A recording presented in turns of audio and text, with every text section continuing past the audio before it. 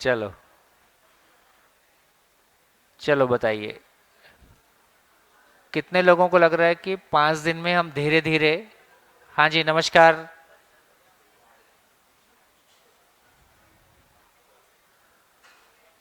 कितने लोगों को लग रहा है कि हम 4 दिन में धीरे धीरे क्लैरिटी की ओर बढ़ रहे हैं? ठीक है। अब 2 मिनट में एक बार रुक के एक बार अपने में समराइज कर लीजिए कि कल विशेष रूप से, और 4 4 दिन, आज चौथा दिन है, 3 दिन है, तो पिछले 3 दिन में कल विशेष रूप से क्या कॉन्क्रीटली आप तक पहुंचा, है ना, और फिर थोड़ी सी उसकी शेयरिंग करते हैं।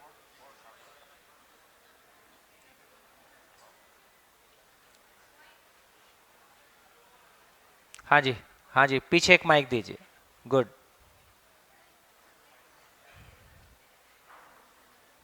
माइक।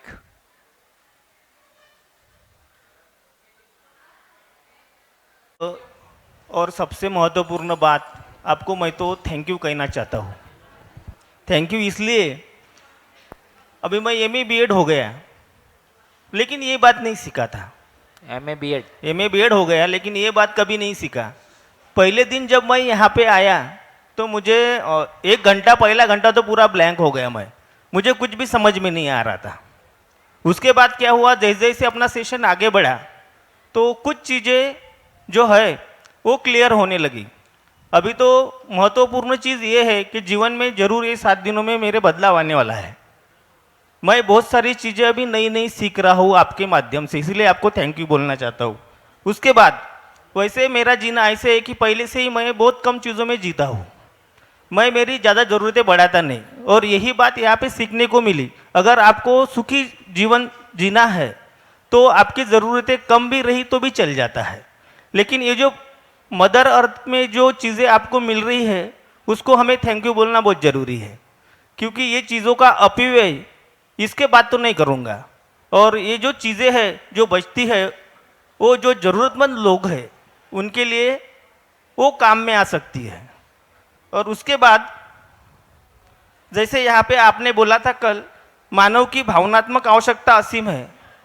भावना से ही जी सकते हैं अपन, ज़रूरतें कम करके भी जी सकते हैं, और उसका लाभ बाकी लोगों को हो सकता है। ये चीज़ मैं यहाँ पे सीखा, इसलिए आपको बहुत बहुत धन्यवाद, और मैं ये अपने जीवन में लाऊंगा। Thank you very much. हाँ जी, मतलब कह सकते हैं एक तो बीएड के सारे निष्कर्ष, एजुकेशन के अभी हमारे सारे निष्कर्ष पशुओं पे किए गए प्रयोगों के निष्कर्ष, इसलिए बीएड किसी काम की है नहीं। मानव के संदर्भ में बात कर रहे हैं तो बीएड किसी काम की ज़्यादा है नहीं। तो ये धीरे धीरे हमको ये ध्यान में लाना होगा कि यदि मानव किसी श्रेष्ठ आचरण को पाएगा तो किसी मानव को देख के पाएगा कि कुत्ता बिल्ली को देख के पाएगा, है ना। हमारी पंचतंत्र की तमाम कहानियां पशुओं के व्यवहार से प्रेरणा पाने की कहानियां हैं। तो यहाँ भी इस बात पे ध्यान जाता है कि यदि मानव किसी श्रेष्ठ आचरण को पाएगा तो मानव से पाएगा, पशुओं से पाया होता तो हम कहीं पहुंच गए होते, है ना, ये नहीं हो पाया। दूसरी बात ये लगती है कि कम सुविधा में जियो कि ज़्यादा सुविधा में जियो, इससे जीना नहीं होता है। कम सुविधा में जीने को गरीबी बोलते हैं, ज़्यादा सुविधा में जीने को अमीरी बोलते हैं। दोनों का ही जिंदा रहने का कोई सामान जीने के काम नहीं आता है। तो जीने की क्लैरिटी हमारी जितनी बढ़ती जाएगी वो आज और कल परसों में अब ठीक से खुलेगी। अभी तक उसके लिए ग्राउंड बना, तो धीरे धीरे हम उस डायरेक्शन में चलेंगे, है ना। क्या हो गया, आपसे माइक नियंत्रित नहीं हो रहा है?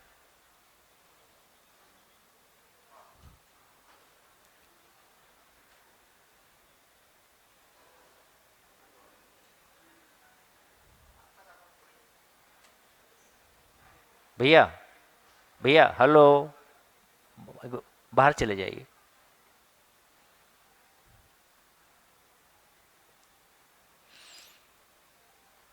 मोबाइल साइलेंट में डाल लीजिए पहले आप।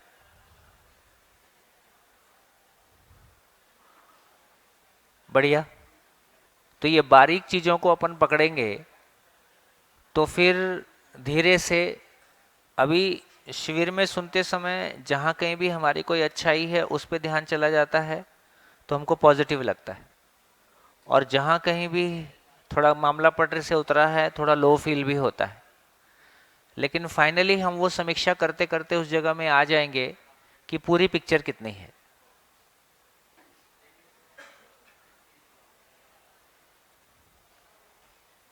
चलिए और बोलिए। बढ़िया।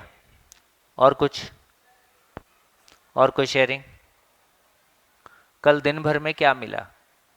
कल मेरे को लगता है कि कल हमने एक पड़ाव पार किया और कल हमने कुछ ठोस पाया। उस पे आपका ध्यान गया कि नहीं गया? हाँ जी, माइक।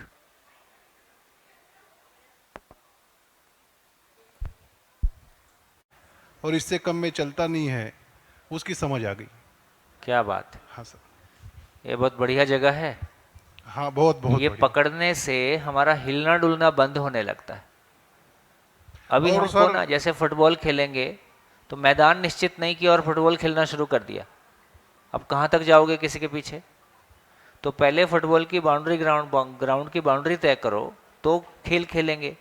हमारी जिंदगी की बाउंड्री तय नहीं और खेल खेल रहे हैं। तो जब तक हमने मानव की पूर्णता को पहचाना, मानव की पूर्णता क्या है? हमेशा खुश रहना चाहता है, इससे ज़्यादा होता नहीं, इससे कम में चलेगा नहीं। परिवार की पूर्णता, समाज की पूर्णता, प्रकृति की पूर्णता, अब ये ग्राउंड तय हो गया, इस ग्राउंड में चलना है। अब उचित अनुचित, पाप पुण्य, सही गलत, सबका फैसला होगा और वो सबके लिए यूनिवर्सल होगा। अब वो मामला सब्जेक्टिव नहीं है। तो ये क्लैरिटी हमारी होगी तो हमको ज़िंदगी में एक निश्चितता समझ में आती है कि यार आराम से चला जा सकता है। पहले दिन से कल तक मतलब दिमाग में, मन मस्तिष्क में बहुत से प्रश्न रहते थे। आज मेरे दिमाग में कोई प्रश्न नहीं है सर। हाँ, धीरे धीरे वो शांति आ जाएगी। शुरू हो गई है खुद को। तो उससे एक फ़ायदा हुआ कि हम अभी जो मतलब गलती हमें लगती है तो वो करने से अभी ऐसा लगता है कि ये गलत है, अब ये नहीं होगा हमसे। लेकिन फिर भी ऐसा होता है कि जो गलत है वो मतलब मन एक तरफ कहता है कि वो मत करो, लेकिन ऐसा होता है कि वो मतलब कर ही देते हैं, हो जाता है वो। लेकिन बाद में उसका रिग्रेट होता है कि ये नहीं करना था लेकिन हो गया। हाँ, और जो नेचर के प्रति है तो एक कृतज्ञता का भाव अभी मन में है। तो अभी ऐसा लगता है कि अनाज का एक दाना भी बहुत इम्पोर्टेंट है हमारे लिए, तो वो भी वेस्ट ना करें। तो ये समझ में आया मुझे। हाँ। देखिए, क्या वेस्ट ना करें ये एक बात है, ऐसे आवेशों का शमन होता है ना। शुभ कामनाएं, क्या शुभ कामनाएं? सभी मानव सुखी हो जाएं, सभी परिवार समृद्ध हो जाएं, समाज भय से मुक्त हो जाए, प्रकृति में संतुलन हो जाए। इसकी समझ, इसकी योग्यता, इस काम में मैं लग जाता हूं तो अपने आप नेगेटिव चीज़ों से मुक्ति मिलने लगती है। तो क्या क्या गलत नहीं करना है, क्या दुरुपयोग नहीं करना है, ये कोई हमारा कार्यक्रम नहीं है। ये नेगेटिव वाले कार्यक्रम को नहीं करेंगे, हम सकारात्मक वाले कार्यक्रम को करेंगे। क्या सदुपयोग करना है और क्या अच्छा करना है। पाने में हमेशा मन लगता है, छोड़ने में हमेशा मन खराब होता है। तो पाने वाले प्रयास को जितना बढ़ा देंगे, अभी पहला काम है कि समझ हमको ठीक से आ जाए।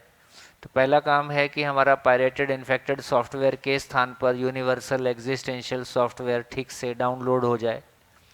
तो शिविर मात्र एक शुरुआत है ताकि आपका इंटरेस्ट डेवलप हो जाए। इसके बाद लगभग 12 बुक्स हैं जिनमें कि पूरा सॉफ्टवेयर डाउनलोड हो जाए, वो एक काम शुरू हो जाता है। तो धीरे धीरे उस काम की आगे जैसी अनुकूलताएं होंगी देखेंगे, लेकिन मूल काम ये है, इस पूरे प्रोसेस को बोलते हैं वुंडलेस प्रोसेस। कुछ छोड़ के मन खराब करने वाली बात करने की बजाय, बोलते हैं ना, पत्ता जब पक जाता है तो पेड़ से अपने आप टपक जाता है, फल पक जाता है तो अपने आप टपक जाता है। जो अनावश्यक होगा वो अपने आप टपक जाएगा, है ना। जो आवश्यक होगा उसके लिए मेहनत किया जाए। हाँ जी। शुभ कामनाओं के साथ जीने से आवेशों का शमन होता है। शुभ कामनाएं की तीव्रता जितनी अपने अंदर गहरी होगी, सभी सुखी हो जाएं, सभी समृद्ध हो जाएं, ना, जैसे बोल रहे थे ना, सबका भला हो। तो भले का मतलब क्या है? अभी तक हमारा भला भी संवेदनशीलता तक जाता है। अब भले का मतलब है कि सभी समाधानित हो जाएं, सभी समृद्ध हो जाएं, समाज भय से मुक्त हो जाए, प्रकृति में संतुलन हो जाए, इससे ज़्यादा होता नहीं, इससे कम में चलेगा नहीं। इसके लिए आप क्या कर सकते हो, ये आपकी दमखम है, तो बताओ। तो केवल पैसा कमाने से काम नहीं चलेगा। मानव लक्ष्य के अर्थ में अपने तन मन धन का नियोजन और उस आधार पे जो अखंडता, अखंड समाज, समाज में जो गुणात्मक परिवर्तन, मुझ में गुणात्मक परिवर्तन आएगा, परिवार में गुणात्मक परिवर्तन आएगा, समाज में आएगा, तो वो मेरी यात्रा है। मेरे होने से वातावरण बदल जाता है, ये मेरी सुंदरता का एक्सप्रेशन है। मेरे होने से मेरा वातावरण कुरूप हो जाता है, ये मेरी कुरूपता की अभिव्यक्ति है। और बोलिए। नमस्कार भैया। नमस्ते, कहाँ हो आप? हाँ एक सवाल पूछ सकते हैं? हाँ हाँ।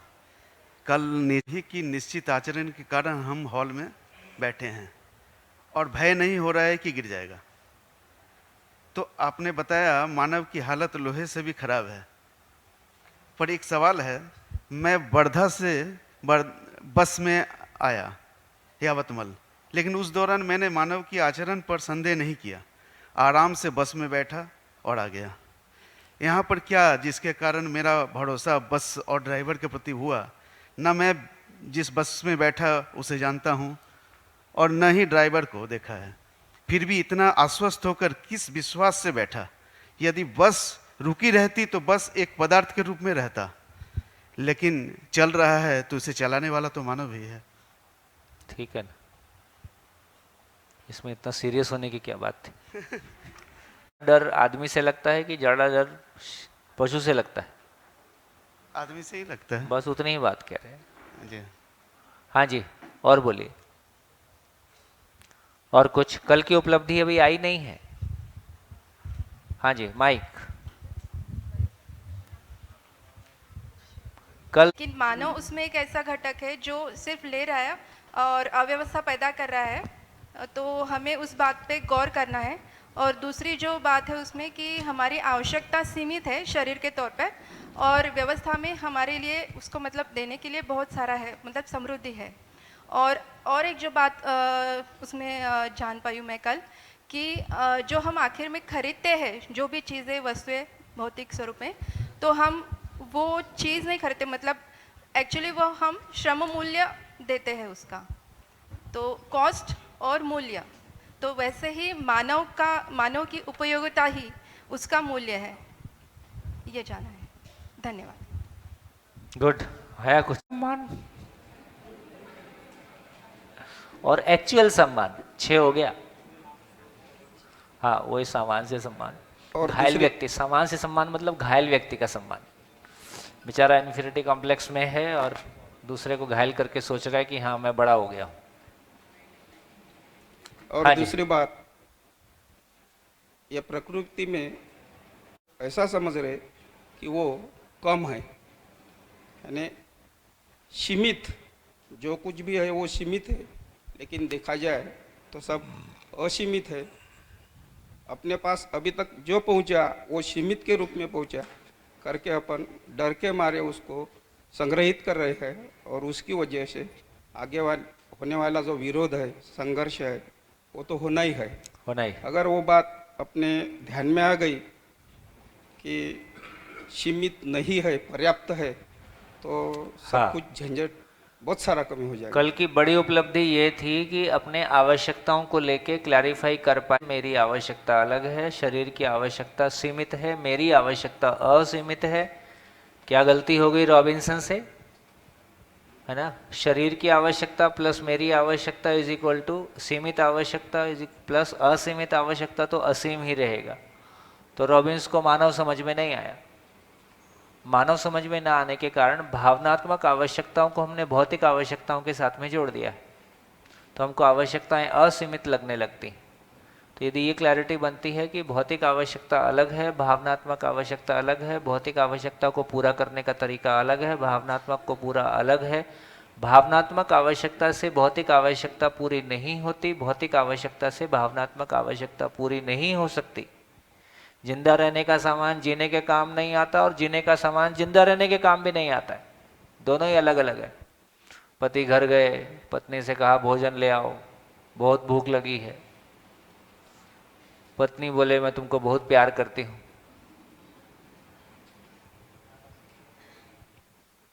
तो पति को क्या लगेगा? है? बोले यार ठीक से सुना नहीं होगा ऐसा लगता है। बोले प्यार रखो अपने पास, खाना हो तो ले आओ। अच्छा, उसने 4 रोटी ले जाके मुंह पे मारी। तुमको तो प्यार चाहिए नहीं, खाना ही चाहिए। अब पता चला भूख भी गई। तो इसका मतलब है कि प्यार से रोटी की आवश्यकता पूरी हो जाएगी क्या? और रोटी से प्यार की आवश्यकता पूरी हो जाएगी क्या? है ना, मैं समझदार हो गया हूं, उसके बाद ठंड लगेगी कि नहीं लगेगी? लगेगी। भूख लगेगी, गाड़ी की आवश्यकता लगेगी। मैं सुबह से शाम तक बोलता हूँ, ना गाड़ी बनती है, ना खाना बनता है, ना कुछ बनता है। तो भाव की आवश्यकता से, समझने से, समाधान से कोई वस्तु पैदा हो गया मेरे बोलने से, ऐसा नहीं है। इसलिए बढ़िया सूत्र है, भाव के बदले भाव, वस्तु के बदले वस्तु। मैंने आपको क्या दिया? भाव दिया। तो आपने मेरे को क्या दिया? वापस भाव दिया। तो मैंने एक आदमी ने आपको भाव दिया, आपने 200 आदमी ने मेरे को भाव वापस लौटाया। पेमेंट हो गया कि नहीं हुआ? पेमेंट हो गया। तो भाव के, मैंने आपको कोई वस्तु दिया? मैंने आपको कोई वस्तु दी, कोई भौतिक वस्तु दिया? तो मेरे आपसे कोई भौतिक वस्तु लेना बनता भी नहीं। तो वस्तु के बदले वस्तु, भाव के बदले भाव। ऐसा ही जिंदगी का नियम है। इस नियम को भी वायलेट करेंगे तो हम सुखी नहीं होते हैं। तो इस रूप में कह रहे हैं, तो कल के दिन की बड़ी उपलब्धि ये थी कि हम आवश्यकताओं को पहचान पाए। देखो, मेरे को शिविर करना है तो मेरे को ये 3 कलर के 3 सेट होने से मेरे को निश्चिंता रहती है कि जितनी मेरी आवश्यकता है उससे ज़्यादा उपलब्ध है। कब ये तय हो पाया? जब मैं पेन के यूज़ को पहचान पाया कि मेरे को शिविर करना है और रोज़ मेरे को 6 दिन 7 दिन पेन चलाने हैं। तो आवश्यकता की पहचान होने से आवश्यकता को पूरा किया जा सकता है। आवश्यकता की पहचान होने से आवश्यकता को पूरा किया जा सकता है। यदि मेरे को पेन से खेलना है तो कितने पेन की जरूरत है? अब अनलिमिटेड हो गया, पता नहीं अब कितने में खेलोगे ढेर लगा के। तो इसका मतलब है, अभी हमारी जिंदगी का रोना गाना ये है कि हमको अपनी आवश्यकताओं की पहचान नहीं है। भाभी जी ने कमेंट कर दिया, भाभी यही तो सही साड़ी पिछली बार वाली साड़ी थी। तो भाभी जी को ये क्यों बोला कि तुमको खराब लग रही है तो एक साड़ी मेरे लिए लेके आती? आपके कॉन्फिडेंस की बात है ना। गेम सारा अपने कॉन्फिडेंस का है। सामने वाले की अयोग्यता से आप प्रभावित होते हैं तो ये आपकी अयोग्यता है। सामने वाले की अयोग्यता को ठीक करने की क्षमता के साथ रहते हैं तो ये आपकी योग्यता है ना। तो यहां से ये बात निकल के आती है। और ताकत आदमी की क्या है? ताकत आदमी की यही है कि अब सामने वाले से कुछ नहीं चाहिए, बस यही आपकी ताकत है। हमको कोई फर्क नहीं पड़ता हम किसी सीएम के साथ बैठे हैं, पीएम के साथ बैठे हैं, 10,000 करोड़ के साथ बैठे हैं, हम उससे प्रभावित नहीं होते क्योंकि हमको उससे कुछ नहीं चाहिए। ना उसका धन चाहिए, ना उसका पद चाहिए। मेरा सुख मेरे पास, मेरा सम्मान मेरे पास, मेरा रोटी मेरे पास। जब हमको सामने वाले से कुछ नहीं चाहिए, भौतिक रूप में लार टपकी हुई नहीं है, तो हम आंख में आंख डाल के बात कर सकते हैं। तो हम सामने बिना प्रभावित हुए बात कर सकते हैं। इसलिए बहुत बढ़िया सूत्र है, समाधान के बिना एक मानव समृद्ध हो नहीं सकता। समाधान के बिना एक मानव समृद्ध हो नहीं सकता।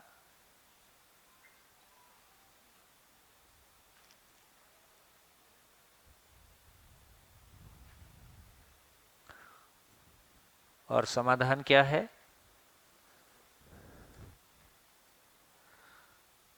कल की चर्चा से समाधान क्या निकला?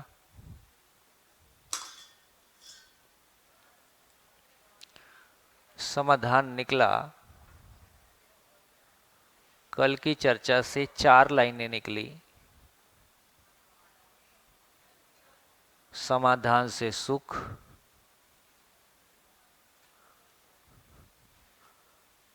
श्रम से समृद्धि,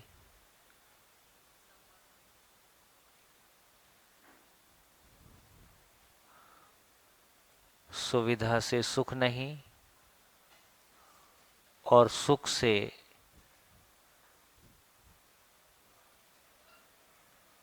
सुविधा नहीं।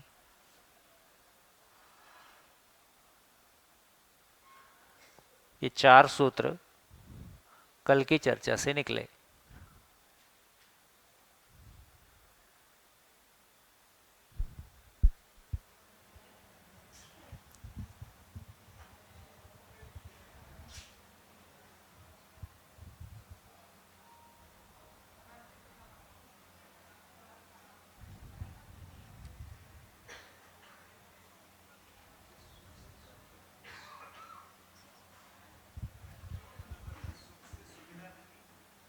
सुख से सुविधा नहीं,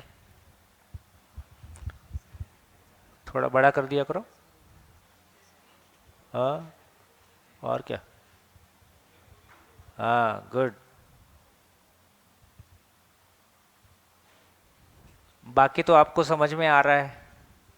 श्रम से समृद्धि भी थोड़ा सा समझ सकते हैं, और सुख से सुविधा नहीं ये भी थोड़ा समझ सकते हैं। समाधान से सुख में तो कोई दिक्कत नहीं है, काफी बातचीत हो चुकी है। श्रम से समृद्धि का क्या मतलब है? देखिए, श्रम से समृद्धि को समझने के लिए पहले वो सूत्र ध्यान में रहना आवश्यक है कि समाधान के बिना एक मानव समृद्ध हो नहीं सकता। तो जब तक हमारे पास समाधान नहीं है तब तक हमारी आवश्यकताओं की पहचान नहीं है। जब तक आवश्यकताओं की पहचान ही नहीं है तो आपूर्ति भी कैसे होगी? तो समृद्धि का भाव का मतलब है आवश्यकता से अधिक होने का भाव। मेरे अंदर यह भाव आ जाए कि जितनी मेरी जरूरतें हैं उससे ज्यादा उपलब्ध है। ये कब आएगा? जब जरूरत डिफाइंड होगी। तो पहला काम है कि समाधान के बिना आवश्यकता परिभाषित नहीं हो रही है। समाधान क्या है? अभी तक का 4 दिनों की यात्रा में जो मेन चीज हमने कवर की, हमने पाया कि मानव, मैं और शरीर 2 चीजों का साथ साथ होना है। शरीर की आवश्यकता अलग है, शरीर की आवश्यकता अलग है, भौतिक है और उसको जिंदा रहना है। मैं की आवश्यकता भाव है और भावपूर्वक जीना है। भाव की आवश्यकता असीम है और भाव की आवश्यकता समझपूर्वक पूरी होती है। भौतिक आवश्यकता खेत में, फैक्ट्री में उत्पादन से पूरी होती है। ये 2 अलग अलग आवश्यकताएं हैं, दोनों के पूरा होने का तरीका अलग अलग है। सुविधा से सुख नहीं हो सकता है ना? जिंदा रहने का सामान जीने के काम नहीं आता, तो सुविधा से सुख नहीं हो सकता है, और सुख से भी सुविधा नहीं है ना? सुख से सुविधा नहीं है का मतलब है कि आप मेरे को बहुत प्यार करते हो, इससे मेरी भूख मिट जाएगी, ऐसा नहीं होने वाला है। तो समाधान से इतना ही होगा कि मैं मेंटली स्टेबल हूं, दूसरे की अयोग्यता से प्रभावित नहीं होता हूं, दूसरों की अयोग्यता को योग्यता में बदलने की क्षमता भी रखता हूं, आवश्यकता अनुसार सहयोग भी देता हूं, सामने वाला भी खुश होता है, पर इससे मेरे खाने का जुगाड़ नहीं हुआ। तो खाने के लिए, मेरे खाने के लिए मेरे को श्रम पूर्वक उत्पादन, कोई भी काम जो भी हो सकता है वो हम करेंगे। तो एक समय ऐसा था जब हमने माना कि ये बच्चे पैदा करने की फैक्ट्री अलग रहेगी और ज्ञान देने वाली फैक्ट्री अलग रहेगी। संसारी आदमी क्या करेगा? कमाएगा, खाएगा, बच्चे पैदा करेगा। ज्ञान कौन देगा? कोई सन्यासी महाराज आएंगे, वो ज्ञान देंगे। ये उस समय की आवश्यकता रही होगी जब पानी लाने में 3 घंटे, लकड़ी लाने में 3 घंटे और चूल्हा जलाने में और रोटी, कुल मिला के पेट भरने में ही कभी 12 घंटे का श्रम लगता रहा होगा, 15 घंटे का लगता रहा होगा। तो समाज ने उस समय ये पहचाना होगा कि सारे लोग खाने पीने में लगे रहेंगे, को ज्ञान की कौन आपूर्ति करेगा? तो समाज में जिन लोगों की प्रवृत्ति ज्ञान के अर्थ में देखी गई, तो समाज ने कहा कि तुम्हारी खाने पीने की जिम्मेदारी हमारी। तो गृहस्थ ने साधुओं के खाने पीने की जिम्मेदारी लिया और साधुओं ने ज्ञान के लिए काम किया। साधुओं ने ज्ञान उपलब्ध कराया, गृहस्थ ने उसके खाने पीने की जिम्मेदारी लिया। एक्सचेंज ऑफर में समाज चल गया। अब क्या आवश्यकता है? आज की डेट में एक माँ बाप अपने बच्चों को केवल जिंदा रहने के अर्थ में सहयोग देंगे कि जिंदगी का भी मार्गदर्शन करेंगे? यदि आज की डेट में हम अपने बच्चों को केवल जिंदा रहने में सहयोग दिए हैं, जिंदगी जीने का मार्गदर्शन नहीं किए हैं, तो क्या हमको माँ बाप के रूप में तृप्ति मिली है? क्या हमको माँ बाप होने की तृप्ति मिली है? तो हमको भी माँ बाप होने की तृप्ति नहीं है। हमारी अपनी तृप्ति के लिए हमको अपनी और अपने बच्चों की, अपने परिवार की दोनों आवश्यकता की पूर्ति को एड्रेस करना होगा। तो भौतिक आवश्यकता की पूर्ति को भी हम एड्रेस करें और भावनात्मक आवश्यकता की पूर्ति को हम एड्रेस करें। ऐसा एड्रेस करके अपनी पूर्णता को व्यक्त कर पाएं, अपनी पूर्णता प्रमाणित होती है।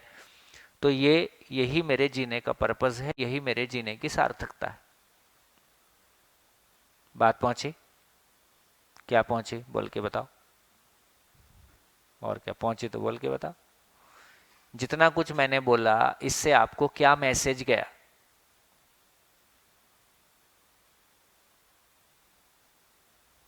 आराम से सोचिए। जितना कुछ मैंने आपको बोला, हाँ माइक माइक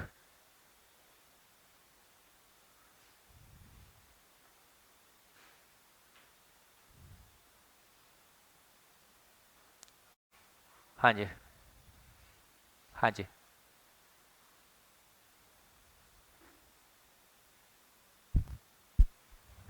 बोल रहा है, चल तो रहा है माइक। हम परिवार में एक सदस्य के रूप में जब रहते हैं, उसमें से जिम्मेदारियां अगर माता पिता की हो, तो संसार के चक्र को चलाते चलाते हम जब बच्चे पैदा करते हैं, तो उनके खाने पीने की जिम्मेदारी के अलावा उनको जीने की राह लास्ट में भी आते हो, दिखाना, मर्जी की चेयर भी ढूंढते और उनके जीने में उनको परिपूर्णता से जहां मिलती सहाय है वहां करना, बैठो। ये हमारी जिम्मेदारियां बनती हैं। फिर से बोलिए, मैं सुन नहीं पाया। परिवार में हम जब रहते हैं एक सदस्य के रूप में या माता पिता के रूप में, तो हमारी जैसे बच्चे पैदा करने की जिम्मेदारी हम लेते हैं, वैसे ही उनको खाना पीना, उनके स्वास्थ्य को लेकर चलना, इसके अलावा उनको जीने में उनका सहकार्य करना, जीने में एक अपनी भागीदारी बनाना, ये हमारी प्राथमिक जिम्मेदारी अब बनती है। बिल्कुल। तो जिस परिवार से हमको शरीर मिला, हमको पोषण मिला, शरीर का पोषण मिला, उससे उसी परिवार में मन का पोषण भी मिल जाए तो परिवार सफल हो जाए। अभी परिवार में क्या काम हो रहा है? शरीर मिल रहा है, शरीर का पोषण मिल रहा है। कि जिस काम के लिए मैं शरीर क्यों लिया, घोड़ा क्यों पाला, वे शरीर मैंने क्यों लिया? तो मूलतः है मैं हूं और हमेशा खुश रहना चाहता हूं, समझण से खुश होता हूं, समझने के लिए शरीर साधन है, तो इसलिए मैंने घोड़ा पाला। तो जिस काम के लिए घोड़ा पाला गया वो पर्पस ही पूरा नहीं हुआ, मैं घोड़े को ही चमकाता रह गया, तो ये तो मैं घोड़े के लिए कि घोड़ा मेरे लिए? सच्चाई ये है कि घोड़ा मेरे लिए। और हो क्या रहा है? मैं घोड़े के लिए। मैं घोड़े के लिए नहीं, मैं ही घोड़ा हूं। तो ये गड़बड़ हो गया। हाँ जी, बढ़िया। और कोई? पीछे माइक, पीछे माइक। परिवार को जिंदा भी रखना है और साथ में उसको जीने के लिए भी प्रवृत्त करना है। हाँ, यही समझा। बढ़िया बढ़िया। तो देखो, दो बातें ध्यान में आ गई। एक तो ये ध्यान में आ गया कि श्रम से समृद्धि, कुछ भी देख के प्यार ही आए, अपने भीतर द्वेष ना आए, हम नेगेटिव मोड में ना जाएं, उसके लिए आवश्यकता इस बात की है कि मैं मेरी आवश्यकताओं को पहचानता हूँ। क्या? तो मेरी आवश्यकताओं को पहचानता हूँ और मैं पाता हूँ कि उससे अधिक उपलब्ध है, तो मैं फिर अभाव की मानसिकता में नहीं रहता हूँ। अभाव की मानसिकता में नहीं रहता हूँ तो कंपैरिजन मोड में नहीं जाता हूँ। तो इसका मतलब हुआ, पहला सूत्र है क्या? कि समाधान के बिना एक मानव समृद्ध हो नहीं सकता। तो पहला काम तो मेरे पास समाधान आ जाए, ये एक बात महत्वपूर्ण हो गई। देखो, प्रैक्टिकली भी आप देखो, पुश्तैनी पैसा हमारे पास कितना ही हो, और नंबर 2 का कितना हो और इजी मनी कितना हो। कितना पैसा होने से आपके भीतर असुरक्षा का भाव से मुक्ति हो जाएगी। कितना पैसा होने से आपके भीतर असुरक्षा के भाव से मुक्ति हो जाएगी। कितने हजार करोड़ होने से हो जाएगी। कितने हजार करोड़ होने से दूसरे से कंपैरिजन नहीं होगा, है ना, है ना। वो अपने वो गुजरात वाले भैया है ना, सावजी भाई ढोलकिया, जिन्होंने एक दिवाली पे कार वार बांटी थी, न्यूज़ में, पूरे देश में न्यूज़ में आया था तो पॉपुलर हो गए। तो मैं उनके यहाँ शिविर कर रहा था। शिविर करते करते यही बिंदु चल रहा था, तो करते करते मैंने उनकी तरफ आंख निकाल दी, ऐसे ऐसे कर दिया। बोले माइक दो। तो 12,000 करोड़ का आदमी कहता है कि जब मुझसे बड़ा सेठ मेरे सामने बैठता है तो मेरा भी कॉन्फिडेंस हिलता है। ये उन्होंने माइक से कहा, 700 लोगों के सामने कहा। तो इसका मतलब क्या हुआ, कोई फर्क नहीं पड़ता कि आपके पास 12,000 करोड़ हो जाए कि 50,000 करोड़ हो जाए कि 1,00,000 करोड़ हो जाए, जिंदा रहने का सामान जीने के काम नहीं जाता है, वो दुनिया अलग है। तो यहाँ ये ध्यान में आ गया कि नंबर 2 का पैसा कितना हो, पुश्तैनी पैसा कितना हो, और इजी मनी मतलब जमीनों का पैसा, ब्याज का पैसा, जमीनों का पैसा, ये कितना भी आ जाए, कितना भी आ जाए, लेकिन इसकी कितना पैसा आने से मेरे भीतर असुरक्षा के भाव से मुक्ति मिल जाएगी। ये दोनों का कोई रिलेशन ही नहीं है ना। मेरे को नहीं पता कि आप लोग कितना ध्यान दे पा रहे नहीं दे पा रहे, लेकिन दोनों का कोई रिलेशन ही नहीं है। जब भी मैं असुरक्षा का भाव कहता हूं तो भाव की कमी वस्तु से पूरी होगी क्या? भाव क्या चीज है? असीम। वस्तु क्या चीज है? सीमित। 20 लाख करोड़ भी होगा तो भी सीमित वस्तु ही है। तो असीमित की पूर्ति सीमित से नहीं हो सकती है। भाव की पूर्ति भौतिक वस्तु से नहीं हो सकती है। इसलिए हमारे ध्यान में यह आया, इसका मतलब भाव की पूर्ति भाव से ही हो सकती है, भाव की पूर्ति समझने से ही हो सकती है, समाधान पूर्वक ही हो सकती है। तो समझ पूर्वक मैंने पाया कि मेरे शरीर की आवश्यकता कितनी है, मेरी आवश्यकता कितनी है। एक बार ये समझ में आ गया कि मैं समाधान पूर्वक सुखी होता हूँ और दूसरों को समाधान उपलब्ध कराने के अर्थ में मैं सम्मानित होता हूँ, ये मेरा रियल सम्मान है। अभी जो छठा था ना, वो भी छठा नहीं है, वो भी 7वें पे जाना पड़ेगा। क्योंकि जिसको आप अभी तक आचरण बोल रहे थे, वो आचरण संवेदनशीलता है का है कि संज्ञानशीलता का है? वो संवेदनशीलता का आचरण है। यदि सही मायने में सम्मान की बात करेंगे तो 7वें पे जाना पड़ेगा, जहां दूसरे को जीने देने में जीने देना ही जीना है। जहां दूसरे के जीने में आप सहयोगी हो जाते हैं, इसका नाम आपका सम्मान है। तो 7वें पे जाके सम्मान मिला, 6 तो खाली निकल गए। 6 में छठा फिर भी ठीक है, संवेदनशीलता के अर्थ में वो पॉजिटिव है। आपने किसी की, लेकिन उसमें भी क्या है, आपने किसी की आर्थिक मदद कर दिया, 1947 में की थी, और उसके बाद आपको लगता है कि आज तक वो तख्ती लटका के घूमे, मैं जो कुछ भी हूं तुम्हारी वजह से हूं, ऐसी अपेक्षा बन जाती है। अपेक्षा पूरी होती नहीं है, फिर उसमें हम परेशान होते हैं। इसका मतलब है भौतिक मदद सीमित है कि असीमित है? भौतिक मदद की प्रति कृतज्ञता का भाव सीमित होगा कि असीमित होगा? सीमित ही होगा। सीमित वस्तु के प्रति भाव भी सीमित होगा। तो मैंने 1947 में किसी की जॉब लगवाई थी, अब उसका रिस्पॉन्स वैसा नहीं है, फिर मैं सबको गाली देता हूं कि सब एहसान फरामोश है, किसी के लिए कुछ नहीं करना चाहिए। अरे तुमने यार जब उस समय जब आप जॉब लगाई थी तब उसने थैंक यू बोला था, पेमेंट हो गया उस समय, तुम्हारी मांग नाजायज है। तुम सीमित दे के असीमित की अपेक्षा करते हो, तुम्हारी मांग नाजायज है। देखो, उन तमाम महापुरुषों को हम आज तक याद करते हैं जिनसे हम मिले नहीं हैं, राम, कृष्ण, बुद्ध, गांधी, है ना, जिन्होंने हमारे लिए व्यक्तिगत रूप से कुछ किया हमको पता नहीं है, लेकिन उनका हम आज भी सम्मान करते हैं। हम उस धर्म के नहीं हैं, फिर भी हम उनका सम्मान करते हैं कि इन लोगों ने कुछ बड़ा सोचा, बड़ा किया। तो जिन लोगों ने निरंतरता के अर्थ में समाज में कोई योगदान दिया है, उनको समाज निरंतर याद रखता है।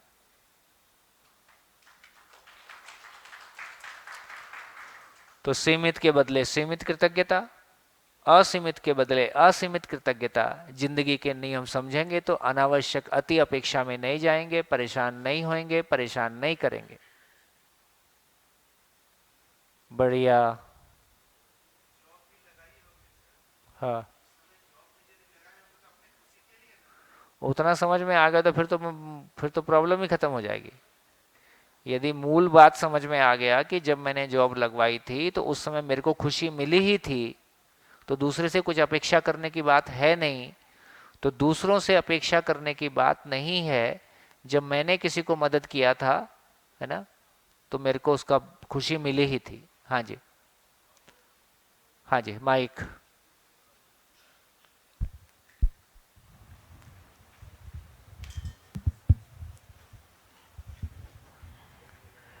भैया आपने अभी जो एग्जाम्पल दिया उससे मुझे कुछ एक मन में ख्याल आया है।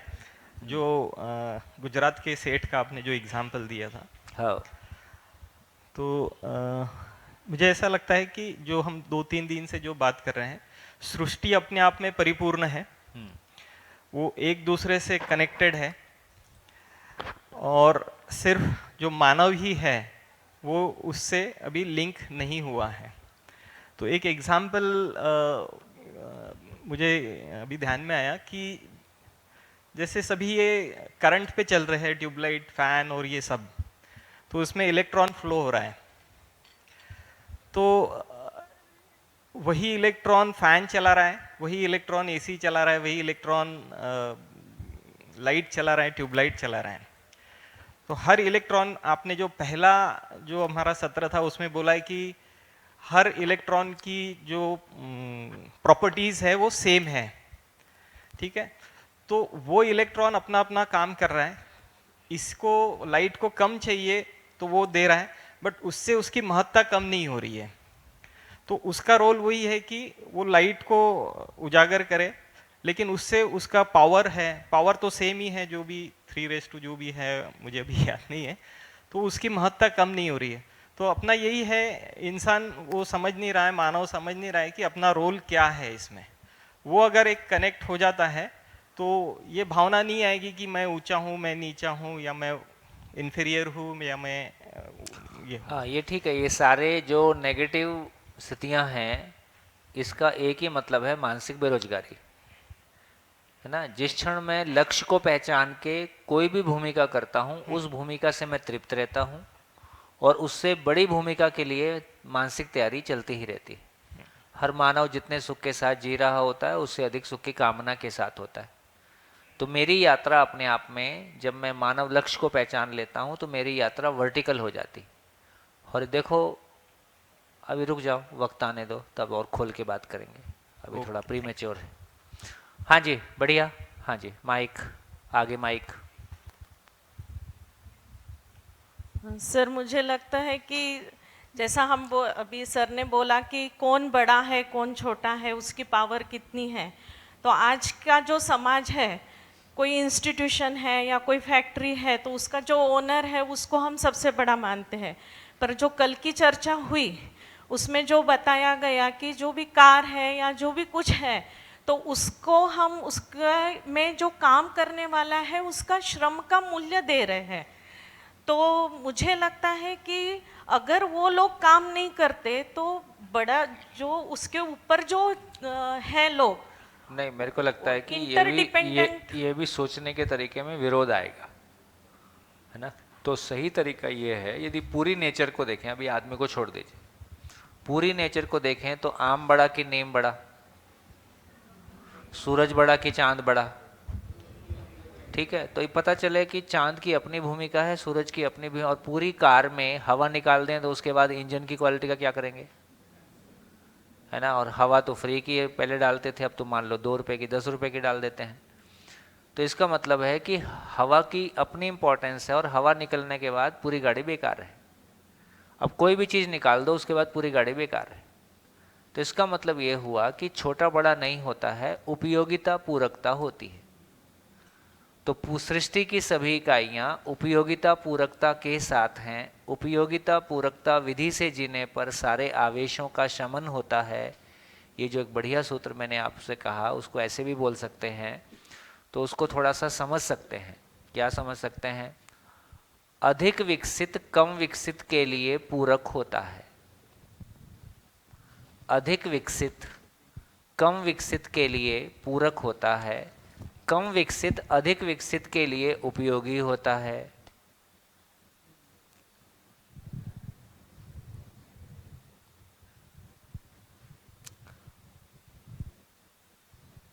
कम विकसित अधिक विकसित के लिए, कम विकसित अधिक विकसित के लिए उपयोगी होता है। अधिक विकसित कम विकसित के लिए पूरक होता है। जैसे एक कॉलेज का स्टूडेंट एक 5th क्लास के बच्चे के लिए कैसा होगा? वो छोटे बच्चे के पूरा होने में सहयोग दे पाएगा। जो मेरे पूरा होने में सहयोग दे वो मेरे पूरक है, वो मेरे को पूरा होने में सहयोग दे रहा है। तो एक कॉलेज का बच्चा 5th क्लास के बच्चे को पूरा होने में सहयोग दे पाएगा। उसको कोई क्वेश्चन नहीं आता है तो उसको सॉल्व करने में मदद करेगा। और एक छोटा बच्चा 5th क्लास का बच्चा कॉलेज के लिए उपयोगी है, कॉलेज के बच्चे की योग्यता को प्रूव करने के लिए। तो इसको ऐसा भी बोल सकते हैं, समझदार व्यक्ति नासमझ के लिए पूरक है, नासमझ व्यक्ति समझदार के लिए उपयोगी है अपनी समझ को प्रमाणित करने के लिए। दोनों एक दूसरे के लिए उपयोगिता पूरकता का सिद्धांत है। तो पूरी सृष्टि में देखें तो उपयोगिता पूरकता का सिद्धांत है ना। ऐसा उपयोगिता पूरकता का सिद्धांत हम सभी मानव एक दूसरे के साथ में देखेंगे तो हमको अंतर अनावश्यक विरोध पैदा नहीं होगा, बल्कि ये सारी इकाइयां मिलके मानव लक्ष्य के लिए समर्पित है। पत्नी का लक्ष्य क्या होगा? पत्नी का लक्ष्य क्या होगा? अरे मानव लक्ष्य। पति का लक्ष्य क्या होगा? मानव लक्ष्य। सास का क्या होगा? मानव लक्ष्य। जेठ का क्या होगा? मानव। कंपनी में किसी भी व्यक्ति का क्या होगा? मानव लक्ष्य। ओनर का क्या होगा? मानव लक्ष्य। तो उस पूरी मानव जाति में सभी का लक्ष्य एक ही है, मानव लक्ष्य। मानव लक्ष्य का मतलब सभी समाधानित हो जाएं, समृद्ध हो जाएं, समाज में। इसमें मेरी कोई भूमिका है। अब इसमें मेरी क्या भूमिका हो सकती है? शिक्षा के क्षेत्र में, स्वास्थ्य के क्षेत्र में, उत्पादन के क्षेत्र में, विनिमय के क्षेत्र में, है ना, कोई और सेवा के क्षेत्र में, जो कोई भी मेरी भूमिका है, मेरी भूमिका मेरी योग्यता अनुसार है, उसको मैंने ही चूज किया है। आज मैं जितना योग्य हूं, कल इतना ही योग्य रहूंगा कि और अधिक योग्य हो जाऊंगा? और अधिक योग्य हो जाऊंगा। तो मेरी जो कंपैरिजन है वो दूसरों के साथ है कि मेरी कंपैरिजन मेरी वर्तमान स्थिति के साथ है। इसलिए कंपटीशन की, प्रतियोगिता की परिभाषा ही बदल जाती है। मानव लक्ष्य को पहचानने के बाद प्रतियोगिता स्वयं में है, स्वयं से है, स्वयं की पूर्णता के लिए है। प्रतियोगिता कहाँ है? स्वयं में है। किससे है? स्वयं से है। किस बात के लिए है? स्वयं की पूर्णता के लिए है। तो कंपटीशन दूसरों से नहीं है, दूसरों से हम प्रेरणा पाते हैं, प्रेरणा देते हैं। हम दूसरों से प्रेरणा पा भी सकते हैं, दूसरों को प्रेरणा दे भी सकते हैं। तो दूसरों से प्रेरणा पाना और प्रेरणा देना होता है। दूसरा इतना अच्छा परफॉर्म कर सकता है तो मैं भी परफॉर्म कर सकता हूँ। प्रेरणा पाना, प्रेरणा देना। प्रतियोगिता तो अपने साथ है, अपनी वर्तमान स्थिति से, अपनी पूर्णता के अर्थ में है। ये प्रतियोगिता का मतलब निकला। ऐसा निकलने से हम आइदर और के चक्कर से बच जाते हैं, हम कम और ज़्यादा के चक्कर से बच जाते हैं, युद्ध और संघर्ष से बच जाते हैं, उपयोगिता पूरकता को पहचान पाते हैं।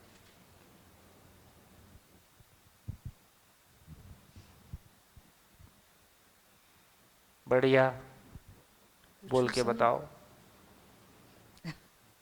बोल के बताओ। क्वेश्चन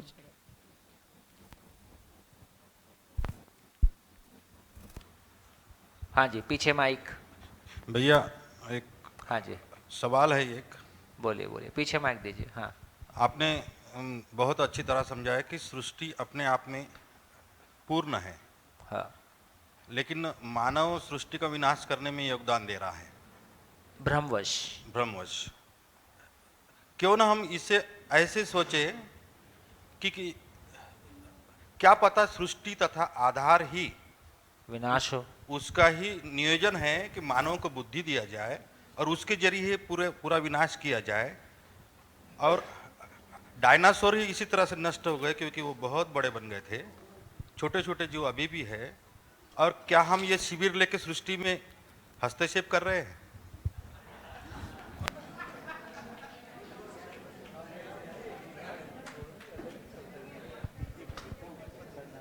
बंद कर देते हैं। जाऊं?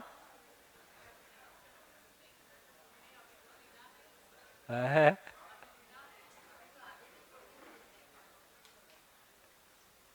हाँ जी, माइक ले लीजिए।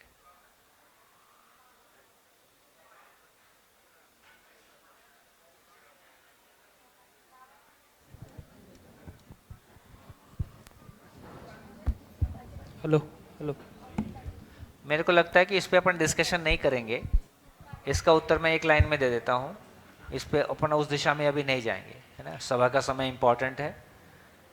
देखिए, हर मानव जितने सुख के साथ जी रहा होता है उससे अधिक सुख की कामना के साथ होता है। ठीक है, ये सूत्र। हाँ जी, आपसे ही बात कर रहा हूँ, आपका चेहरा मेरे को दिख नहीं रहा है। हाँ, हर मानव जितने सुख के साथ जी रहा होता है उससे अधिक सुख की कामना के साथ होता है। इसको अपने अंदर देख सकते हैं, देख सकते हैं अपने अंदर। ऐसा है, ऐसा है, इसमें कोई शंका नहीं। तो यदि ऐसा नहीं है तो अब आप जो कुछ भी करेंगे, कुछ ऐसा करेंगे जिससे आपका सुख बढ़े कि घटे। ठीक है, अब देख लीजिए कि विध्वंस करने से सुख बढ़ता है कि घटता है। आधार का किसने आधार देख लिया? अभी आधार तो दिखाई नहीं देता। मेरा सुख दुख मुझको दिखाई देता है, ये सच्चाई है। आधार तो मेरी कल्पना में है। मैंने कौन सा जाके आधार वाले की फैक्ट्री देख ली? तो सार ये है कि मैं मानव जो कुछ भी करता है अपने सुखी होने के लिए करता है। दूसरा कोई आधार है वो सब मेरी इमेजिनेशन है। मैंने कहीं से पढ़ा है, सुना है, देखा है ना, देखा नहीं है, सुना है, पढ़ा है, कल्पना किया है, विश्लेषण किया है। अरे पहले अपने अपने ब्रह्मा जी को समझ लो। पहले आप भी एक ब्रह्मा जी से कम थोड़ी हो। तो पहले अपने आप को समझ लो, फिर ब्रह्मा विष्णु महेश से निपटेंगे। तो पहले इतने से निपटो कि मैं मानव हूं कि नहीं हूं। हूं। सुख की चाहना मेरे अंदर है कि नहीं है? है। वो सुख की चाहना क्षणिक की है कि निरंतर की है? निरंतर की। जितने सुख के साथ जी रहा होता हूं उससे अधिक सुख की कामना बनी रहती है कि नहीं? बनी रहती है। मैं जो कुछ भी करता हूं मेरे सुखी होने के लिए करता हूं कि नहीं? करता हूं। अब आप क्या ऐसा करोगे? तो आप जो कुछ भी करोगे सुखी होने के लिए करोगे कि दुखी होने के लिए करोगे? सुखी होने के लिए करोगे। तो विध्वंस से सुखी होंगे कि सृजन से सुखी होंगे? हम सृजन से सुखी होते हैं, विध्वंस से तो विध्वंस करने का काम मानव को नहीं दिया है। शरीर मरता है, ये प्राकृतिक घटना है। आपको नहीं ये जो जिम्मेदारी दी है कि 50 के बाद पंखे से लटका देना, आपको ये जिम्मेदारी नहीं दी गई है। तो सृष्टि में जो विसर्जन है वो सृजन के अर्थ में है, वो केवल विसर्जन नहीं है। तो मेरे को लगता है कि अपने पहले मानव होने को समझें। मानव की जैसी जैसी समझ बनेगी तो बाकी पे भी हमारी क्लैरिटी बनेगी। और रही बात ब्रह्मा विष्णु महेश की, कल और परसों रुक जाओ, तीनों आएंगे, मिल लेना। हाँ जी, हेलो। हाँ जी। एक प्रश्न ऐसा है कि हमारी जो भावनात्मक आवश्यकता है वो असीम है। हाँ। तो बहुत बार ऐसा होता है कि हमें दूसरे से प्यार, संवाद और सहवास की बहुत ज़रूरत होती है।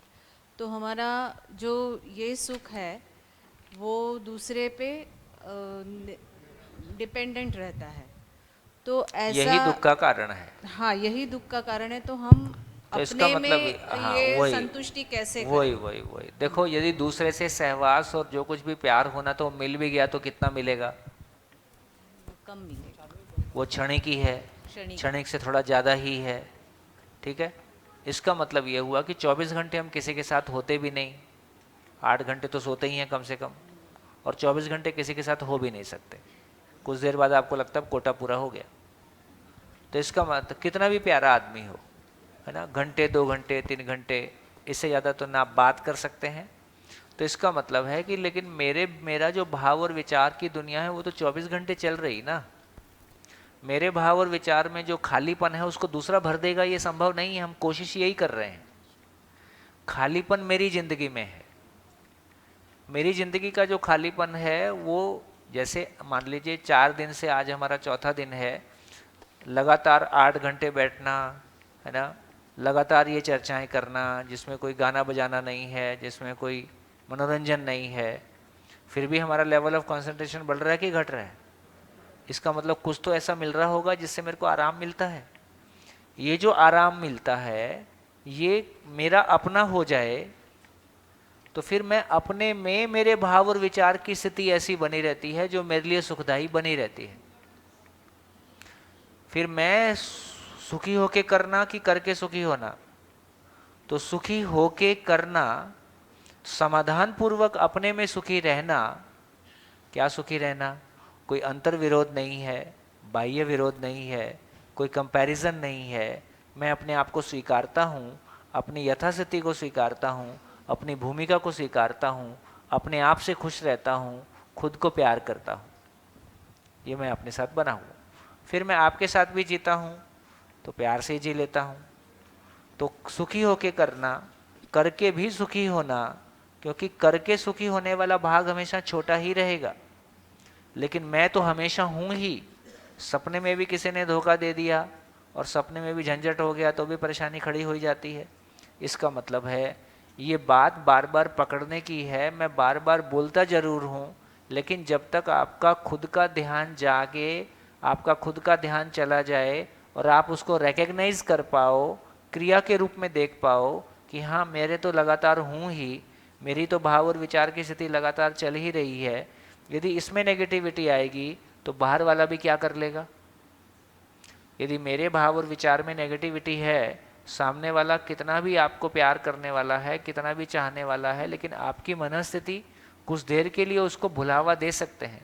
शराब पी के भी कुछ देर के लिए उसको भूल सकते हैं, या किसी अपने के साथ बात करके भी, कोई फिल्म देख के भी। हम डाइवर्ट करना अपने आप को अलग बात है, अपने आप को फेस करना अलग बात है। तो अल्टीमेटली मुझको अपने आप को फेस करना होगा, और फेस करने का मतलब है वहाँ जो गड्ढा है उसको भरना ही होगा। तो अपने में समाधान से सुखी होना, इसको भरे बिना दूसरों के साथ जीने से हमारा कल्याण नहीं होने वाला है। हाँ, दूसरों से उस गड्ढे को भरने में मदद मिलती हो तो बहुत अच्छी बात है, फिर इसमें कोई दिक्कत नहीं है। लेकिन टाइम पास करना, अभी कुछ लोगों का थोड़ा सा हंस के टाइम पास होता है, कुछ लोगों का झगड़ा करके टाइम पास होता है, कुछ लोग का गरीबी में टाइम पास होता है, कुछ लोग का अमीरी में टाइम पास होता है। फाइनली ये टाइम पास ही है। नेट आउटकम क्या हुआ, कैश इन हैंड क्या आया जिंदगी में, उस तरफ तो हम गए ही नहीं। तो किसी का थोड़ा सुविधा में टाइम पास हो गया, किसी का थोड़ा गरीबी में टाइम पास हो गया। किसी के घर में रोज झगड़ा होता है, किसी घर में रोज झगड़ा नहीं होता है। तो ये हमारी कहानी संवेदनशीलता से संवेदनहीनता के बीच में, गरीबी से अमीरी के बीच में, शिक्षित से अशिक्षित के बीच में, पद से पदहीन के बीच में निकलेगा कुछ नहीं, जब तक संज्ञानशीलता की तरफ नहीं जाएंगे। तो इसका मतलब यह हुआ, संज्ञानशीलता पूर्वक मानव सुखी होता है। इस चौखट में आए बिना अपना कल्याण नहीं है। फिर भी ये बात ठीक है, मन कहीं अटक ही गया तो वहाँ से कैसे निकाल लें प्यार से, वो भी ठीक है, लेकिन फाइनली कल्याण नहीं। मेरे खाने से ही मेरा पेट भरेगा, मेरे बेटे का, मेरी पत्नी का नहीं भरेगा। तो मेरे समझने से ही मैं सुखी होता हूँ, मेरी पत्नी के समझने से मैं सुखी नहीं होता हूँ, मेरे समझने से मेरी पत्नी सुखी नहीं होती है। इतना ही है कि मैं समझा हुआ हूँ तो पत्नी को दुख नहीं दूंगा।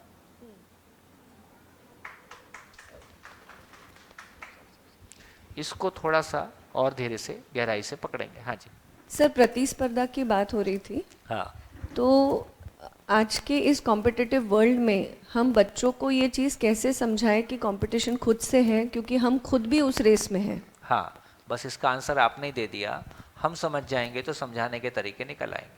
बट व्यवस्था जिस प्रकार से बनी तो है, अभी मैं विशेष रूप से कह दूं उन तमाम लोगों को जो किसी विद्यालयों का संचालन कर रहे हैं या किसी परिवार के मुखिया की भूमिका में हैं, किसी संस्था की मुखिया की भूमिका में हैं, देखो इस बात को पकड़ के रखें कि आदमी के जीने के 3 आयाम हैं, विचार, व्यवहार और कार्य। ठीक है, तो विचार, व्यवहार और कार्य। जैसे अभी मैं बोल रहा हूँ तो क्या है, अभी मैं प्रस्तुत हो रहा हूँ तो कैसे प्रस्तुत हो रहा हूँ, मैं विचार पूर्वक प्रस्तुत होता हूँ, आप विश्लेषण पूर्वक सुनते हैं, ये विचारों का आदान प्रदान हो रहा है। इन विचारों में से अगली स्थिति ये होगी कि कुछ काम की बात निकलेगी तो व्यवहार में परकुलेट होगा। तो विचार सूक्ष्म है, इसलिए विचारों में अक्षय है, इसलिए विचारों में हमारे पास लिबर्टी बहुत ज़्यादा है।